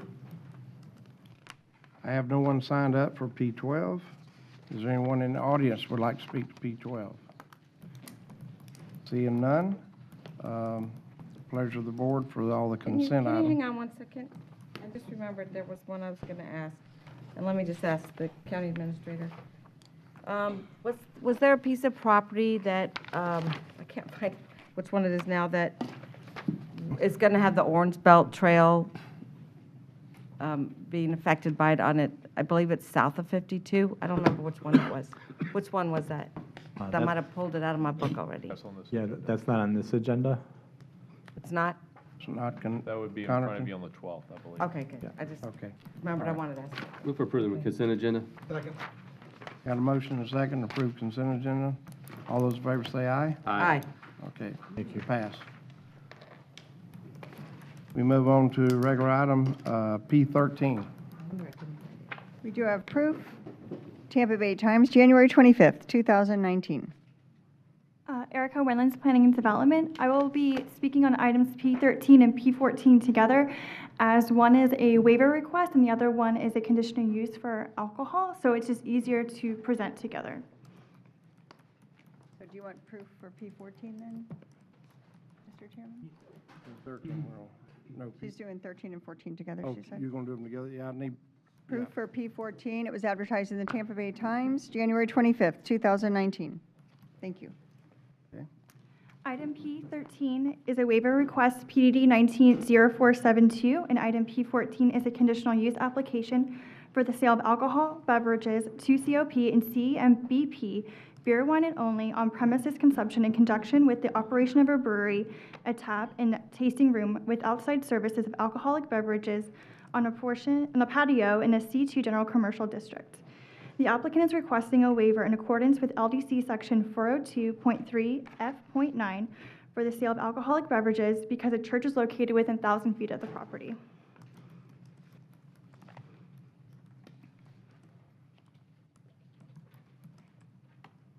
The subject property is located in west central Pasco County, and the subject property is located on the south side of Tower Drive, approximately 750 feet west of US Highway 19. The subject property is predominantly surrounded by C2 General Commercial to the north and east, R4 to the south, and C3 to the west.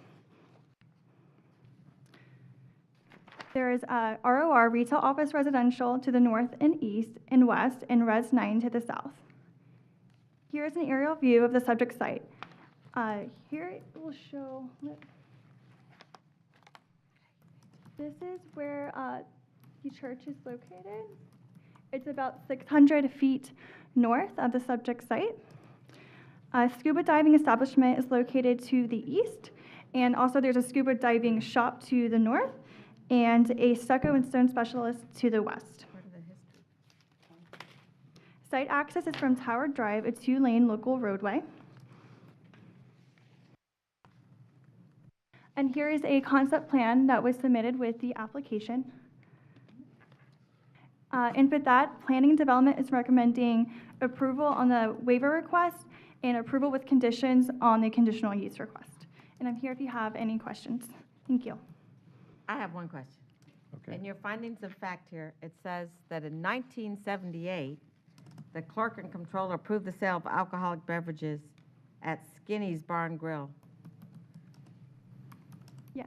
So did you guys catch that in the history, that it used to be the clerk and controller that approved the under the sale of authority? alcohol? Under the authority of the clerk and controller at that time?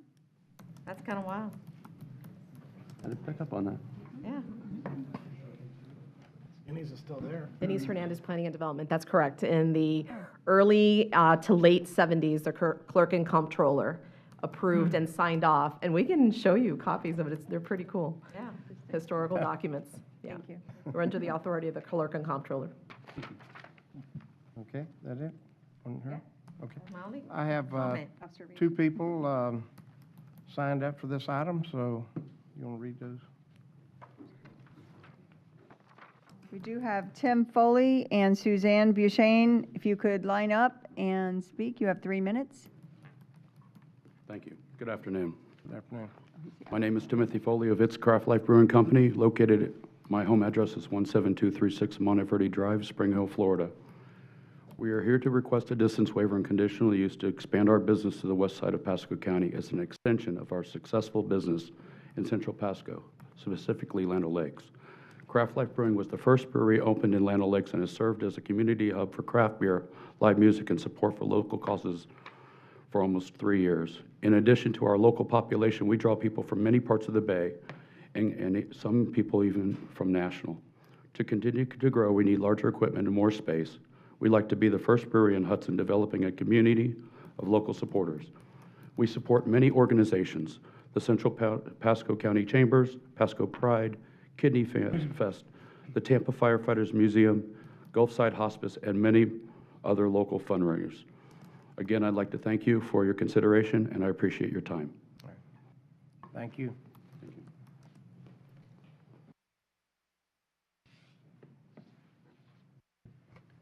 Welcome. Good afternoon.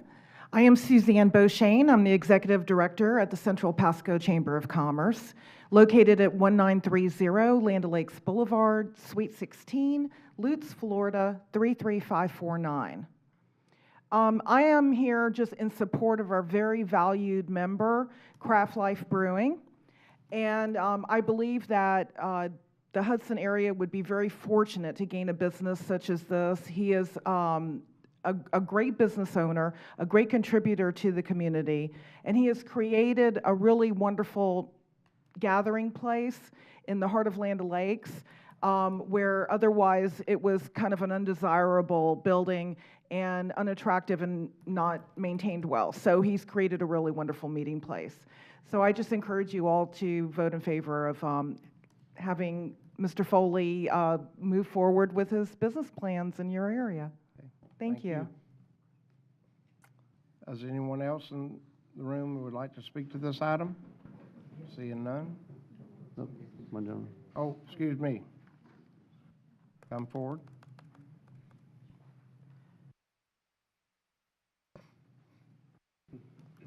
Please state your name and address for the record. Thank you. My name is David Basler. I live at 13648 East Fork Lane in Hudson. I'm here as the treasurer of Hudson First United Methodist Church. And of course, we object to this waiver request. I think the ordinance was put in for a very solid reason, to keep sale of alcoholic beverages a safe distance from any school or house of worship. And I think that ought to be honored.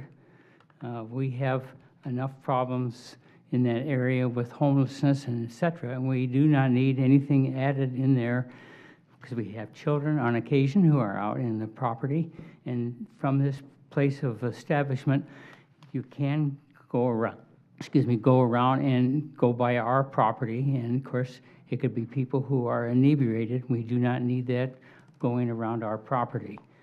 So that's, our position is we are firmly against the waiver. Okay. Thank you, sir. Come forward.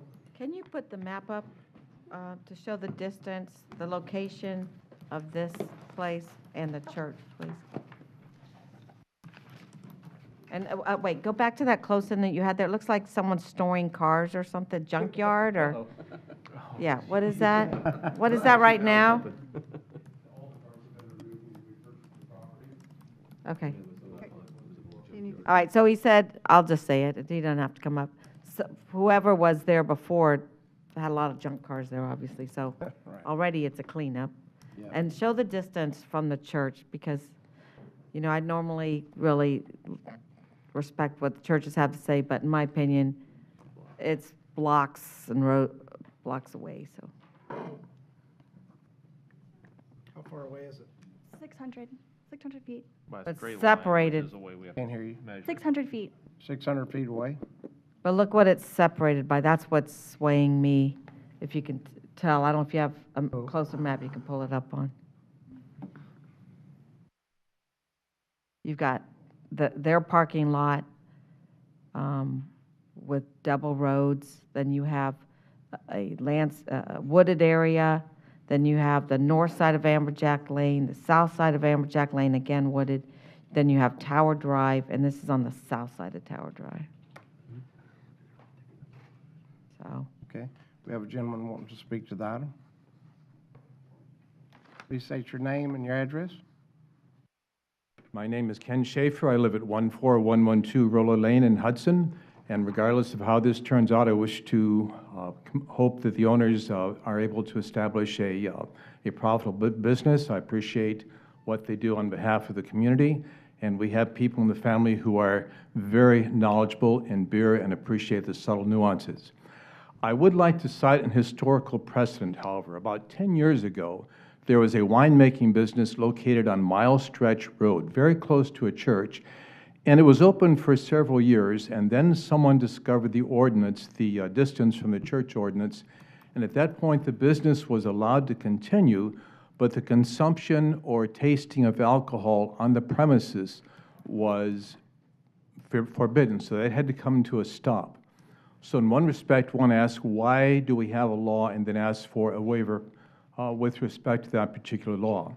So I would just bring this precedent before you as well, and again, wish the owners well regardless of the outcome of this, but I stand with our treasurer and hoping that there could be another location for this business. Thank you. Okay, thank you. Okay, no one else to speak? Mr. Chairman? All right. Just one thing, Yes. and I can appreciate, I always appreciate people's concerns about things. What I will say on this business's behalf, their current business is in my district in Lena Lakes, and they took an old dilapidated building and turned it into a thriving business that otherwise probably would have fallen in our ordinance to either condemn or knock down how that building was going. It was, it was turning out to be a dilapidated structure, how it was, and it would have, fallen under that ordinance, that commercial blight ordinance, and probably would be getting fined to this day. So I will say they have done a good job with cleaning that property up, and I've never, ever heard of one issue whatsoever that resulted from that business. Mr. Chairman? Yes, sir. This is right along US 19, the location of the property. If you went down out towards US 19 and took a right, you'd see an old furniture, or old Aaron's Furniture, which is a dreaded homeless population that's around that area. It's hard to get business to thrive on 19. This area here, I think, is on the good side of the road where people from this side don't have to cross over to get there. The ordinance itself, I know we set it for 1,000 feet, but it's generally designed to where it's not as the crow flies. And to get to here, you've got to go out, down, over, and up. Right. If you measured that out, you'd be well over that number. And I remember when we had the ordinance in place, when we had the, out at the Groves, we had the Outback Plaza had a restaurant. The movie theater wanted to come in and have liquor and drinks, and there was an apartment complex up the street but down in a ways, and the church objected heavily to that. We went through it because as part of an MPUD property that was right there, it didn't make sense not to allow them to go. And I'll tell you the success, I've never had a single complaint from that place. This place here is probably about the same type of distance. The buffering that's there, you've got Tower Drive, you've got Amberjack Lane, to go around it through Tiller Drive up and around, or around 19, you're not just going to walk to it. And I don't think they give away those craft beers either. No. As far as pricing goes, when you compare to the Anchorage across the street, I mean, that's where you may have a lot more trouble, I would think. So I'm going to support, I'm going to move approval. Second. Okay, I have a motion and a second. To be clear, you got to take action on P13 first. Yeah. Make your motion on P13 first, and then we'll take P14 second. Move approval of P13. Second. Okay, got a motion and a second. All those in favor say aye. Aye. All opposed, like sign. Motion passed. Now, P14. And as far as, I'd just like to say, the First United Methodist Church of Hudson is a great church, great people in there, great concerns, but I'm still going to move approval of P14 as well. Okay, I have a motion and a second on P14. All those in favor say aye. Aye. Aye. Okay, all Aye. opposed, like sign. Okay, motion passed. We move now to P15 and PVAS. Okay, we do have proof of publication, Tampa Bay Times, January 11th, 2019. Good afternoon. Good afternoon. Ainsley Caldwell, Public Works. And this is P15, sorry. Hammock Road, PVAS number 3322. This is one street, it's county maintained and paved. The estimated cost, project cost is $233,628. Maximum cost per ERU is $3,000. And the discount amount is $54,907. The maximum cost per ERU after the discount is $2,500. Hammock Road, and you have US 19 going north to south, and Hammock goes west. Just some pictures showing the condition of Hammock.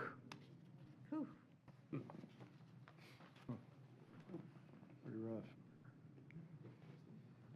This is a board-initiated project, and staff is asking for approval. Do I have, I don't have anybody signed up for P15. Is there anyone in the audience who would like to speak to this item? Seeing none? Seeing no one, move approval. Is this a board-induced PVAS? Yes, it's a board-initiated project. Yep. This upcoming project is also board-initiated. You didn't. Second. Oh, I'm sorry. I'm sorry. Got a motion and a second. All those in favor say aye. Aye. Okay. Okay. Passed. We move to P16. We do Yes, have sir. proof. And we have proof? Yes, we do have proof, Tampa Bay Times, January 2nd, 2019.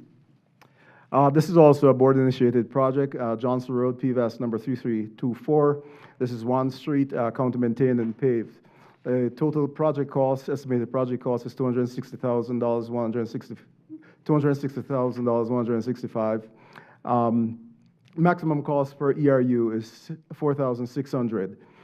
We did a traffic count, we did a traffic count, and we were able to apply the cut-through discount. Typically, the discount is 25% over $1,000. In this case, it's 50% over each ERU assessment. And why is that?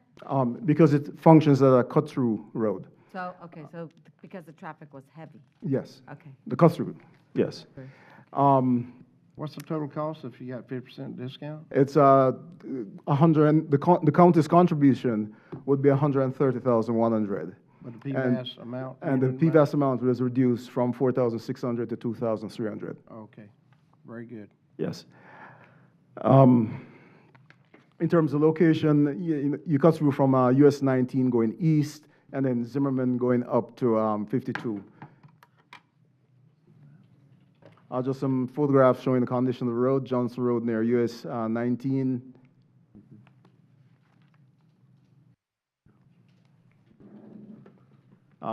Johnson Road by Rampart Lane. Not much of a road left. Yeah. Okay, I have two people signed up to speak. I'll read this. You have actually three people. Oh, three people, excuse me. You have George Dyer. Is it Helen Hatfield? Okay. Come And then Carol Hurley. If you could line up, and George Dyer, if you could state your name and address, please. Yes, my name is George Dyer, and I live at 7204 Johnston Road. I've got some questions for y'all. Is this a no-truck road? No. Nobody knows.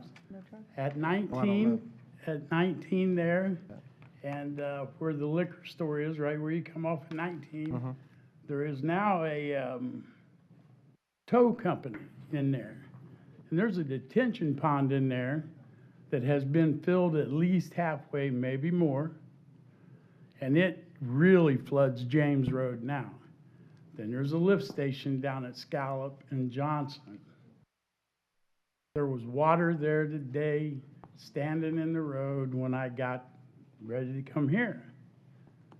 These are questions I'd like to have answered. And from Scallop to 19, there's one street light on the corner, And the only other street lights on that road is at my house and my neighbor's house. We had a stabbing 2 weeks ago. Once you get 2 houses past my house, you can't see nothing, and there's a vacant lot there. So my concerns are, and I called the sheriff's department maybe 2 years ago, and I'll be there 11 years in September. I asked them to come out because there was excessive speeding, and as bad as this road is, they caught a woman doing 73 miles an hour. There's children in this neighborhood and there's no sidewalks. If you pave this road, I guarantee you, there's going to be problems down that road because people fly. I mean, today, 40, 50 mile an hour. And my question is about the no truck road. The gentleman that has the tow company, he backs out and he uses Johnson Road to load his vehicles because there's not enough room in the liquor store parking lot. And if we're going to do something like this, I'd like to see some street lights, and if we can do speed humps or whatever. Because if there's ever an accident on 19, you would not believe what goes on down that road. People are pulling in the driveways, they're stopping, they don't know where to go. They go down a block or two to Rampart, and that's a horseshoe into Leisure. They come back and they're like, well, how do I get out of here? So, I mean, I just appreciate if you'd look into it. And I'm being priced out of my home over insurance. I'm paying more now than when I bought my home almost 11 years ago. That's really all I have to say. Thank you all. Thank you. May I ask him a question? Yes. How long has that tow company been there? Wait, how long have you lived there? I've been there, it'll be 11 years in September, and it's Okay. been there probably 2 years, but, They may not even be allowed to be there. What was there before that towing company was there? well, the people that filled it in had a tile company. So there's a difference between a tile retail company and a towing company, which is a store. Mr. Rosenthal, could you please investigate this property and see if they're allowed to be there? There's a difference. They filled it in, we need to make sure that's corrected. Yeah, well, I mean, I watched them do it over a period of time, and I retired from Pinellas County Highway, Roads and Bridges, and I went down there and I asked him, I said, yes, so is this private? And he goes, it don't make a damn what it is, you need to get off my property. Well, I see all the cars there. I don't see, we have certain rules for businesses like that, and We'll look into it. All right, We'll work I on it. appreciate it. Yeah, thank you for being here. Mr. Chairman, the next lady who's going to speak actually called me about that issue. I did get to staff. I didn't get a response back. I don't know if we heard anything. Okay. Okay. My name is Carol Hewley, and I reside at 7039 James Street. I am addressing the cause of the Johnson Road repavement payment that has become the financial burden of the James Street residents. Johnson Road has had large potholes and has been patched for the 29 years that I have lived on James Street. This indicates poor financial spending on the part of the county. Has it been considered that emergency vehicles such as fire rescue and law enforcement have been subjected to the road situations in emergencies?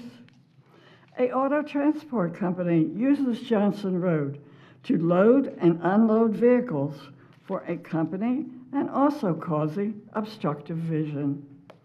The residents of James Street are being required to contribute the cost of resurfacing Johnson Road. The county does not make any road repairs on James Street. Residents on James Street are appreciative of Mr. Roger Hatfield, who has personally assumed the cost of the asphalt and labor to care for James Street repairs.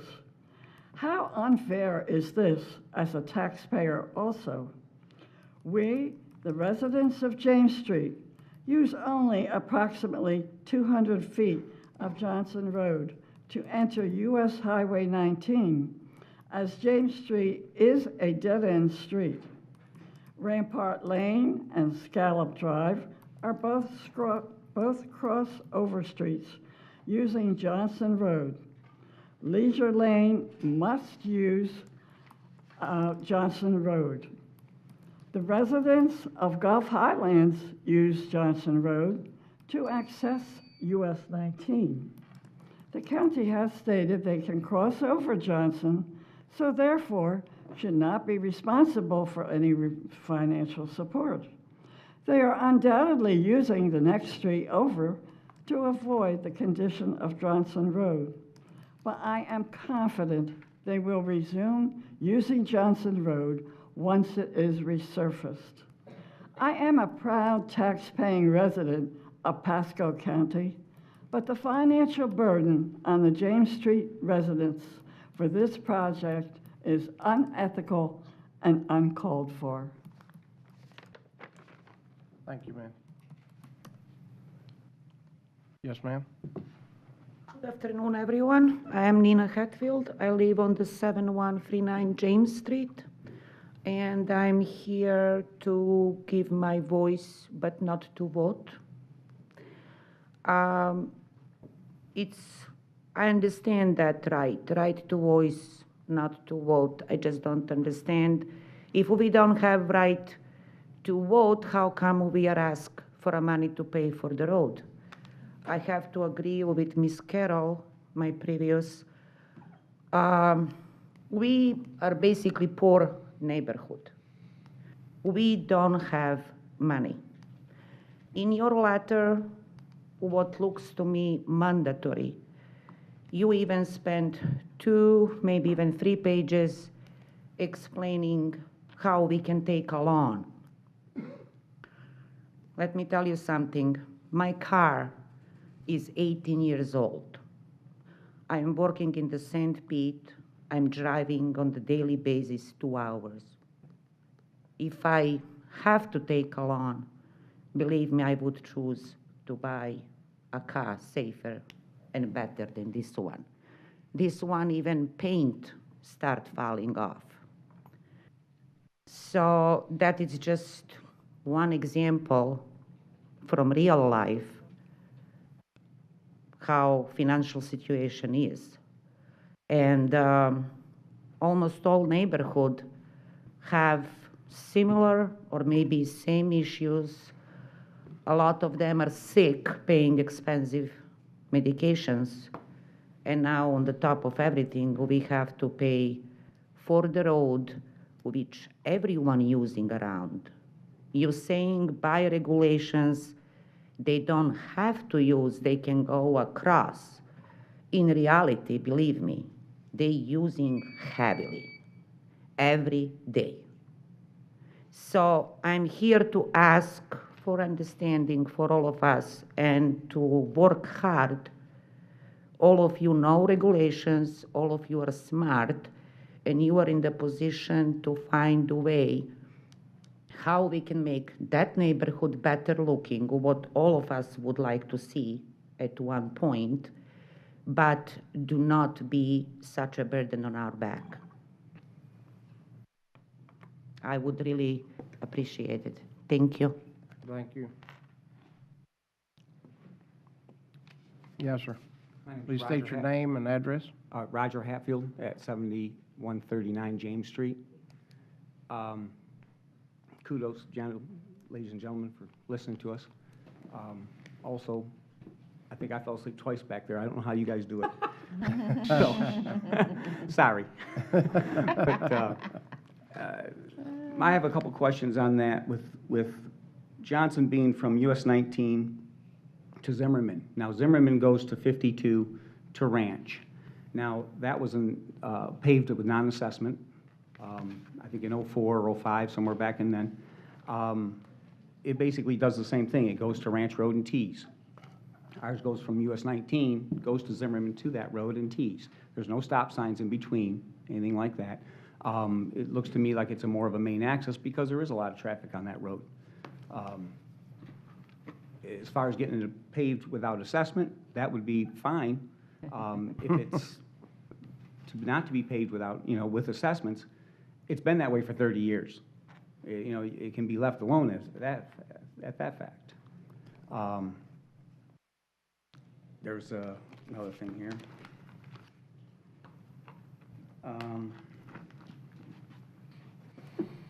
I can name, there's a couple other roads that were over in Pasco that have been, through from, I think it's Rainey, from Moon Lake Road to, goes from Moon Lake Road to, I think it's Leslie or one of them that goes over to Moon Lake.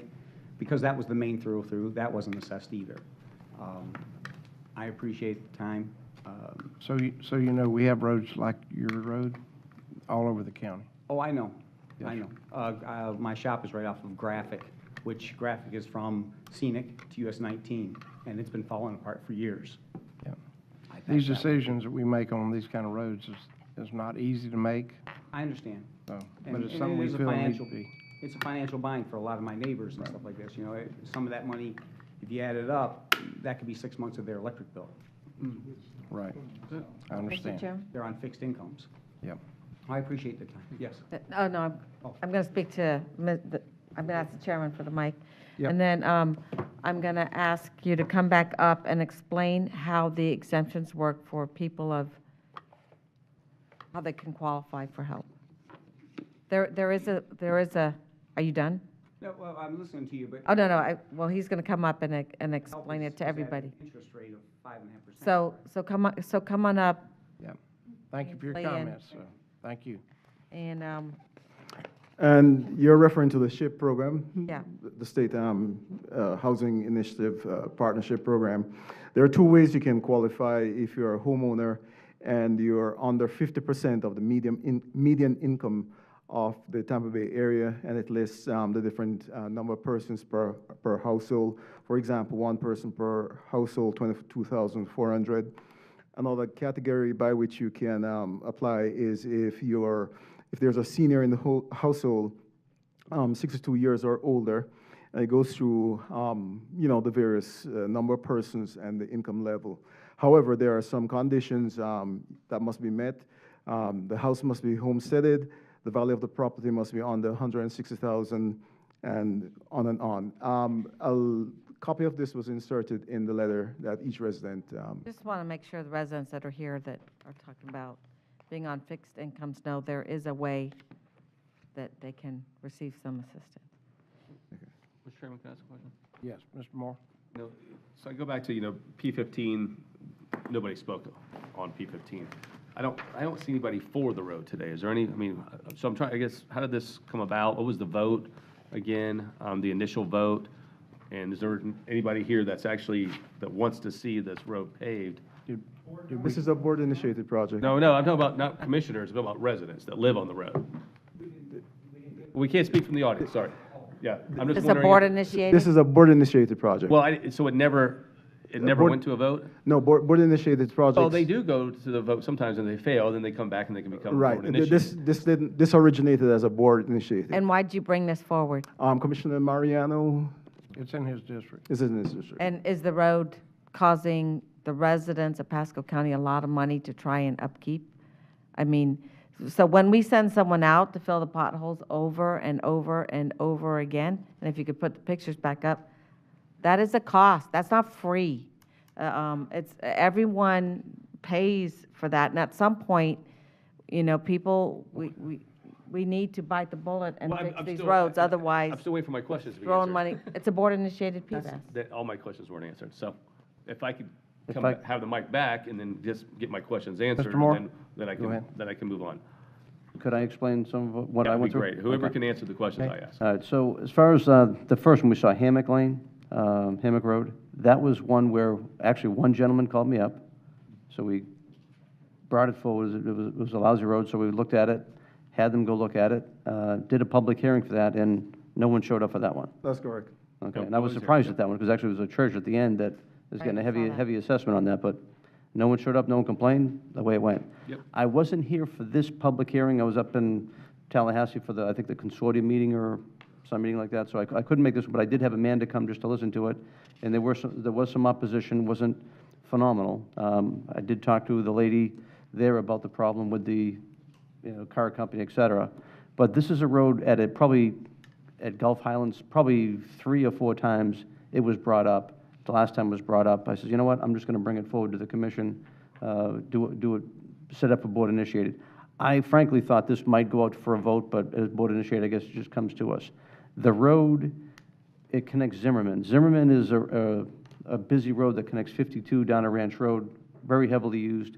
That's the one I've been pushing very hard for the sidewalk, which, by the way, John Villeneuve says that's going to be coming up to one of the higher rated ones because of the school that's there and the use it gets.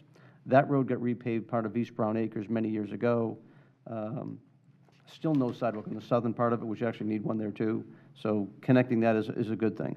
This is a roadway that is right from US 19 right to Zimmerman. There's a lot of traffic that's on there between US 19, the church that's over there, Gulf Highlands Elementary School that's over there.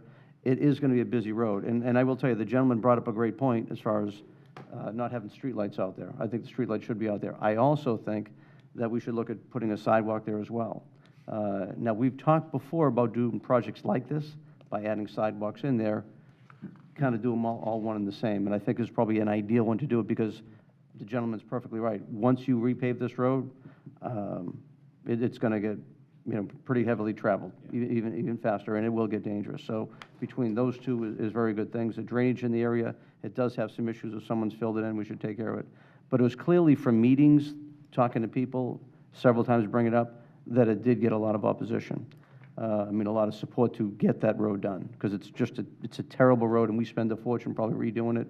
Maybe it's been like that for a really long time, but it's really, we're trying to become a premier county. It's a road that needs to be done. If I could ask a question to the county administrator, we talked about certain roads for program maintenance, and I think we did this for Zimmerman Road. The parameters between the two roads, Zimmerman, as a gentleman pointed out, to Ranch Road and 52, I got to think we're going to have the same type of issue here. Is there a way that we could actually structure this? And I know we're getting 50% reduction, which is great because of cut-through road, but is there a way this could be really structured into program maintenance?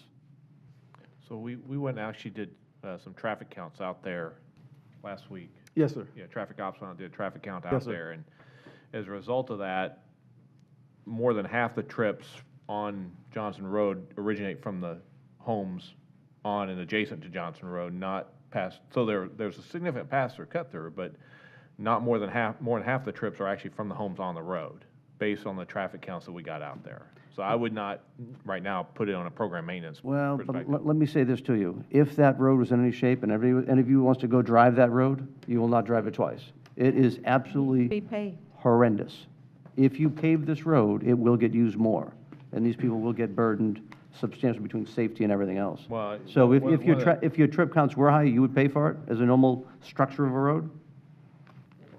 Well, I mean, you take the traffic count into the structural design of the road.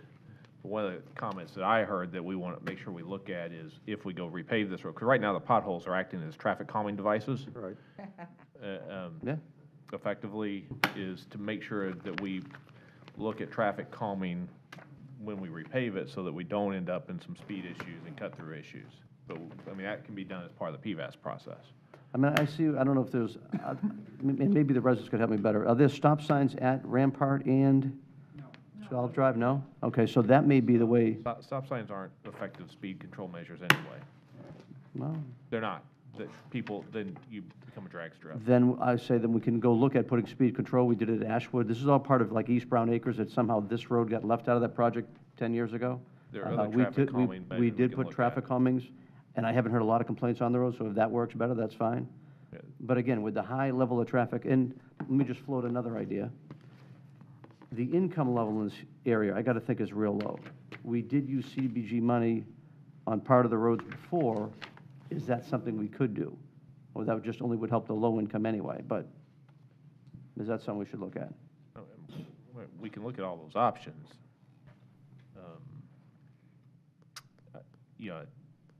We could do that, but we wouldn't be ready for the board to approve something today. If you want us to No, go sir. back and explore those options, I'll just say, this obviously was a board-initiated one, Okay. and so we wanted to get it to a time frame that you'd asked for. All right, let me make a suggestion if I could to the board then. Let's pull this item back. Let's go do more research on all the points that were made, including the loading, et cetera, that's going on. Let's go look at the CDBG option. Let's go study, if the road was in good shape, what we think it might do for trips. And then see if there's a better way to go about this, because we do need to fix the traffic calming, we should address that up front. We should do the sidewalk up front, the sidewalks, and the streetlights out there. So with all that, maybe it needs to be a bigger project than just this here. And I don't mind to go into a vote for the people to let them see it too, to let them get their input. We can do that as part of this. We don't do sidewalks as part PVAS, and we don't do streetlights as part PVAS. Those are two separate other programs, so. But we could if we're going to, and I think if we're going to do it, I think that timing is critical, that we do them both together. And we have talked about doing this before. If we're going to do a road project, if they want to do sidewalks and they weren't there, we could actually incorporate that in as part of the whole project. True, and if there was different types of funding source to do that, okay, but the sidewalks would end up being assessed. Well, and maybe if we can take care of the road and we do the sidewalk assessment as well as a streetlight assessment, and that kind of levels it out a little bit. Well, we can go look at that. All right. So should I just move to continue it or just continue it and bring it back with a more comprehensive plan, and then we can bring it out for a vote to the people as well? I would continue it to a time to be determined, because I don't know how long it's going to take us to come back with this plan. If you want us to go out for a vote, then you're talking months. I'd rather get it right than just run through and do it wrong. Then I'd make a motion that we go do the public vote and then bring it back after we do the vote, unless the county Well, attorney. I think you probably need to renotice this. If you're going to start adding traffic calming and sidewalks and street lighting, I don't think the notice that was done for this is adequate. So I would really think it needs to be renoticed. You just need to withdraw it and renotice it whenever it's ready. Because you're talking about adding things that were I not. mean, it's not even the same assessment that was noticed. Well, and we don't know, because the cost of that may be so high that we can't do it anyway. Right. It may be, but I don't think there's any harm in withdrawing and renoticing it.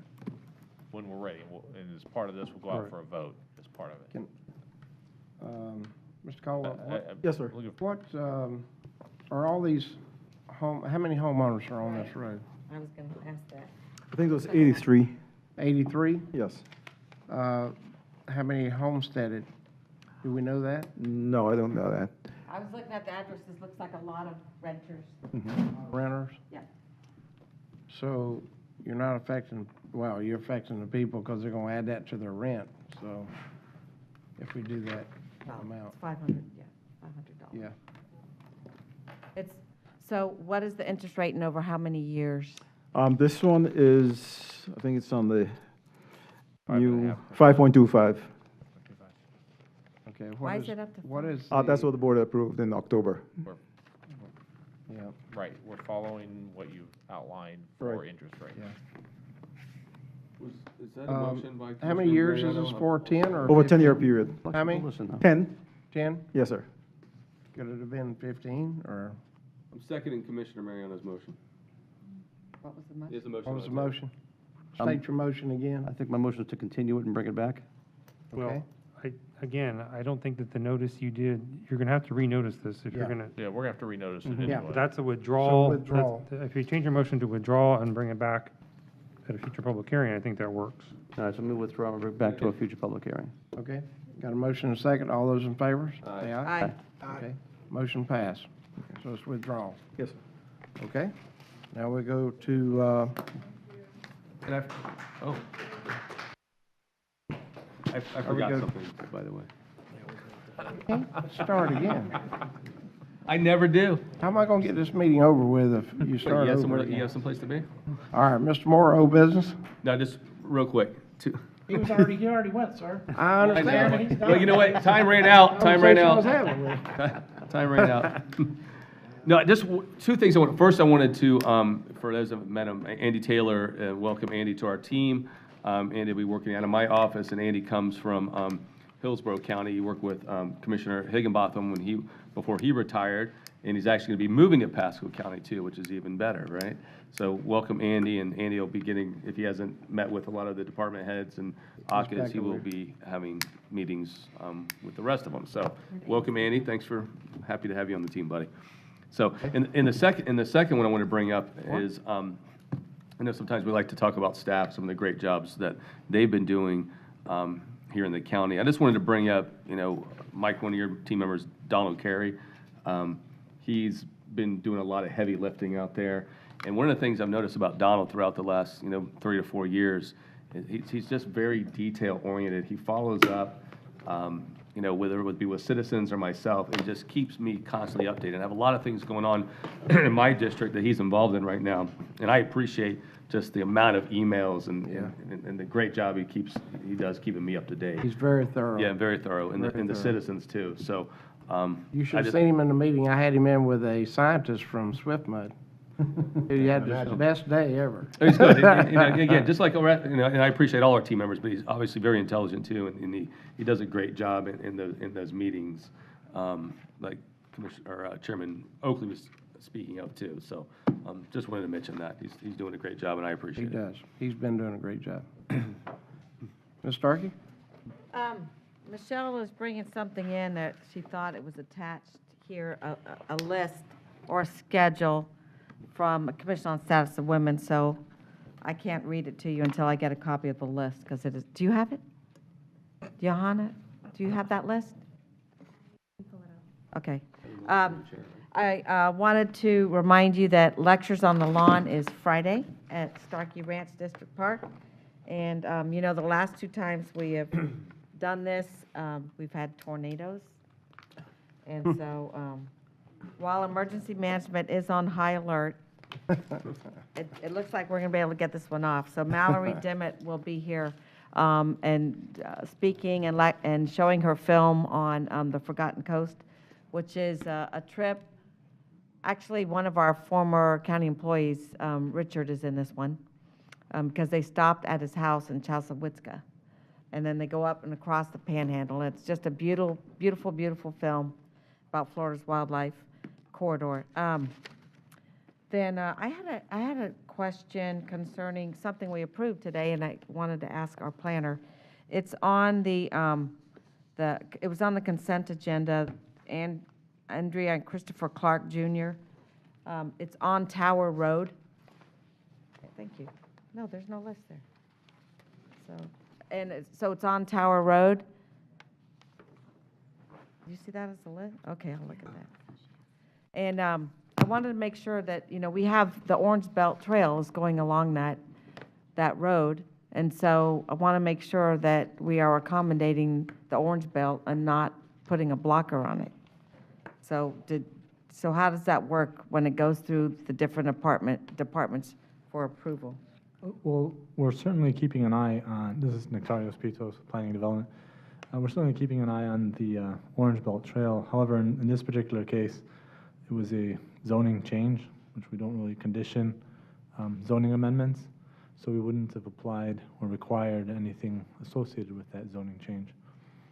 So as it's going through the process through the different departments, does anyone make comments, or is it noted anywhere that there's a major county trail going in front of this house? It is noted when we're at the stage of reviewing site plans, and if there's an MPUD involved, for instance, we'll take a look at it at those stages when there's more specifics to discuss. So would it make sense for it to be included in the findings of fact when we're going through this, that there is a major county trail coming right down this road? I just don't want it to get overlooked and then we have a big problem. So it seems like it should be noted somewhere. Yeah, we could take a look so at the that. applicant knows. We could take a look at that and include that in the findings of fact when we talk about what vision roads may be moving through the area and what trails are planned for the area. Okay, I would appreciate that because it makes me nervous when these kind of things go through and there's no discussion on it. I don't know the specifics, and I worry that, we have been auctioning off that land, the trails going on the courthouse steps, so sometimes we're not talking to each other. Okay, so the Commission on the Status of Women's upcoming community resource presentations are, topics of discussion will include health and wellness, economic prosperity, and safety and access. And then it says below are the remaining dates. Help me, Johanna. That is part of the Commission on the Status of Women's 2019 work program. The next presentation is on March 4th. It'll focus on health and wellness, followed by their April 8th monthly meeting. They'll discuss economic prosperity, and their final meeting on these topics is on May 6th, safety and access. And so at these meetings, for example, the last one was on education, and the Superintendent Browning was there. And so members of the public are invited to these meetings, not just the committee members. Is that correct? Yes, ma'am. And how are we broadcasting that? We are not broadcasting. We're inviting the public to join us. They're being held during the Commission on Status of Women normal monthly meetings at the library in Land O'Lakes, 2:30 p.m. But how does the public know? Is it on a calendar on the website, or? It'll go out through our normal communications plan with a full press release to. Okay, I just want to make sure it's getting out there. We've also posted this information on the Commission on Status of Women Facebook page and via Twitter. Okay. And I think that's, well, we had a very lengthy Tampa Bay Water meeting yesterday. Went till 3 o'clock. We agreed on 6 contentious items. And then what we agreed on was that it would be brought back to the executive committee meeting that will be next month with all the changes made into the new document. Is Mike still here? Yeah. And, you know, I'm not 100% sure if it's going to pass, but you want to make some comments? Yeah, I think that the board was actually going to address it at the April meeting, I think April 15th. They talked initially about the executive committee, but they wanted to give the attorneys and the board members a little more time to digest the full agreement. But yes, I think they made significant progress, and we'll see what happens. Yep, we'll see what happens. And we tweaked it and tweaked it and tweaked it. And I personally feel that Pasco County has represented themselves very well in the negotiations, and we've encouraged, we were able to include $7 million and maybe some more, we'll see, that will go to to Tampa Bay Water to help cover some of Hillsborough's City of Tampa's costs. And we have provisions in there that we can opt out if we don't think we see a benefit to Tampa Bay Water. And I don't know if Commissioner Oakley wants to add anything, but so I think we have really addressed a lot of the issues. And at the Just to add to that, we've addressed a lot of issues, a lot of questions were asked, and we gotten answers, and we got ways to opt out. It takes 6 votes to opt in, it takes 6 to opt out. But I believe that, actually watching that vote yesterday, I believe that we could have that if we needed that 6 to opt out. If it was not working like we thought it was not regional. So it's pretty important. So that's it for me. Okay. Mr. Wells?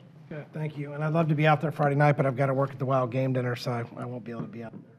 Lectures on the lawn. I would like to see that. I would like to see that video, though. It Yeah, sounds very like it good. would be awesome. I just want to thank you all again for supporting the Moon Lake cleanup. It'll be this weekend.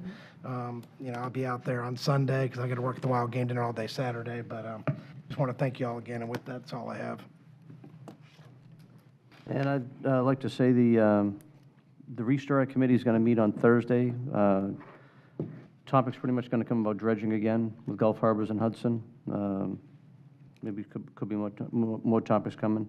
But I'd like just to ask staff, you know, a while ago we talked about putting a trespass ordinance in, the rental registry like Newport Richey did, not allowing people to give money to panhandlers. I haven't seen any agenda items about that coming up. Are we working on that, or what's the status? We were going to get a list of ordinances and timelines, and I would like to see that myself. Yeah, we're going to get that to you. We're working through the various things, trying to come up with a list that makes sense that we can bring to you for all of them, including those. But there's some challenges with those. No, let's talk about them. So maybe just a regular item to have a discussion on it. I mean, those items, others have done them. At least have a discussion where we're going to decide where to go and get some type of directions. I mean, something needs to change, and I think we're in position to learn from others and how they've done it. Okay, and I think we're going to have a meeting on the signed ordinance coming up as well. yes, that will be on the April workshop. April workshop, excellent. And there's the Sunwest has got their Shrimp and Crab Festival. And by the way, I was very pleased to see the schedule. We now have the official annual pass for Pasco County residents can buy it for $30, non-residents for $50, which I think is great. I'm gonna probably buy mine on Friday night, and I'll hopefully even help Parks go out and sell some to keep it moving. And that's all I have. Thank you. Mr. Biles? I don't have anything at this time. Mr. Goldstein? Nothing at this time. You can just say you don't have anything from there. Finish that. Yes. Madam Clerk. I just wanted to add in on the concern about our residents being represented, tax collector. Fasano called me about jury summonses, and we are doing an audit right now, looking at all of our boundaries to see if shared zip codes, the houses in Pasco, are included on our list from DHSMV. So just so you know, we're looking at that right now.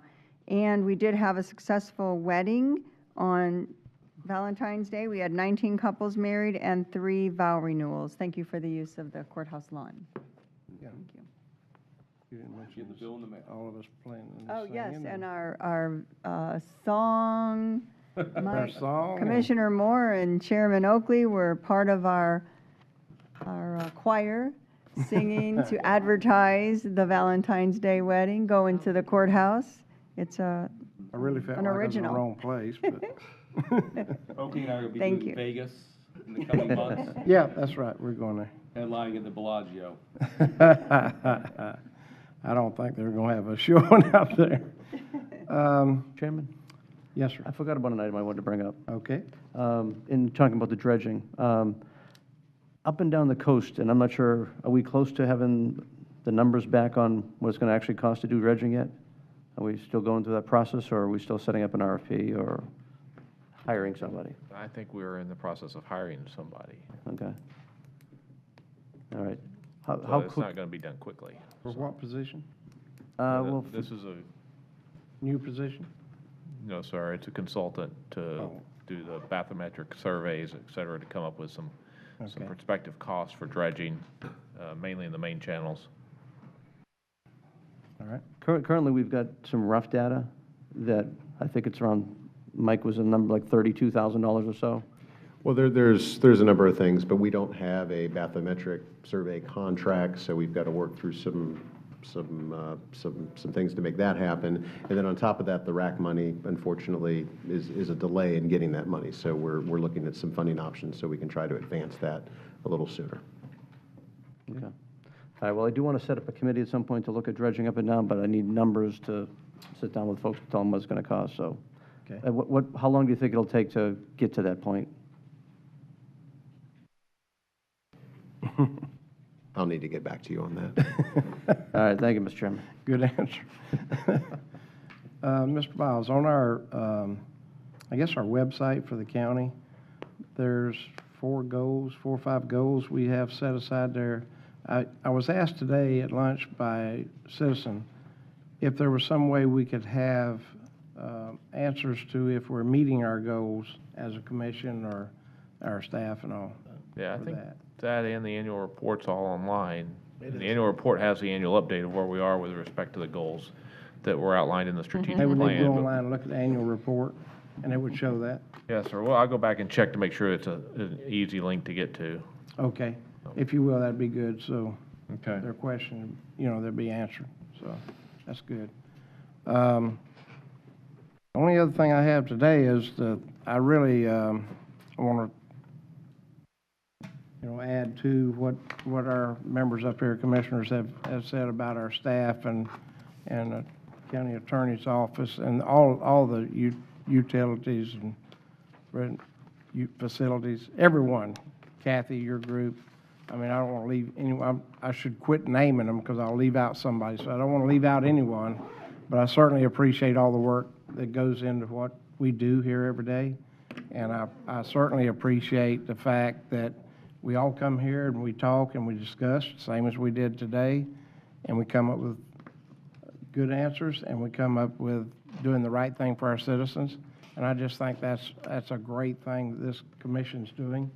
We, again, I'll repeat that we all come from different walks of life, different parts of the county.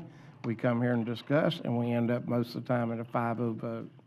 We got a lot, each commissioner has a lot they add to that, and with the staff and the numbers and the answers that we get from all the staff to that in the attorney's office, it makes it work, and we get to understand that. So it's great. We have a great staff. We have a lot of things moving very smoothly.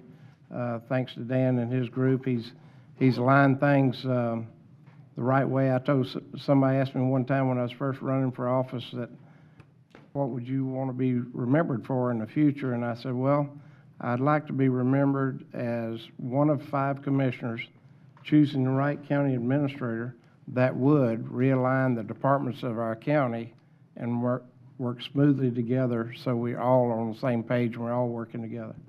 And that's exactly what's happening here. So you're all, kudos to everybody and the staff and all of our employees. They're all doing a great job. I appreciate it. That way we're a good And that's team. all I have. Anybody have Thank you. anything else? Nope. With that, we adjourn.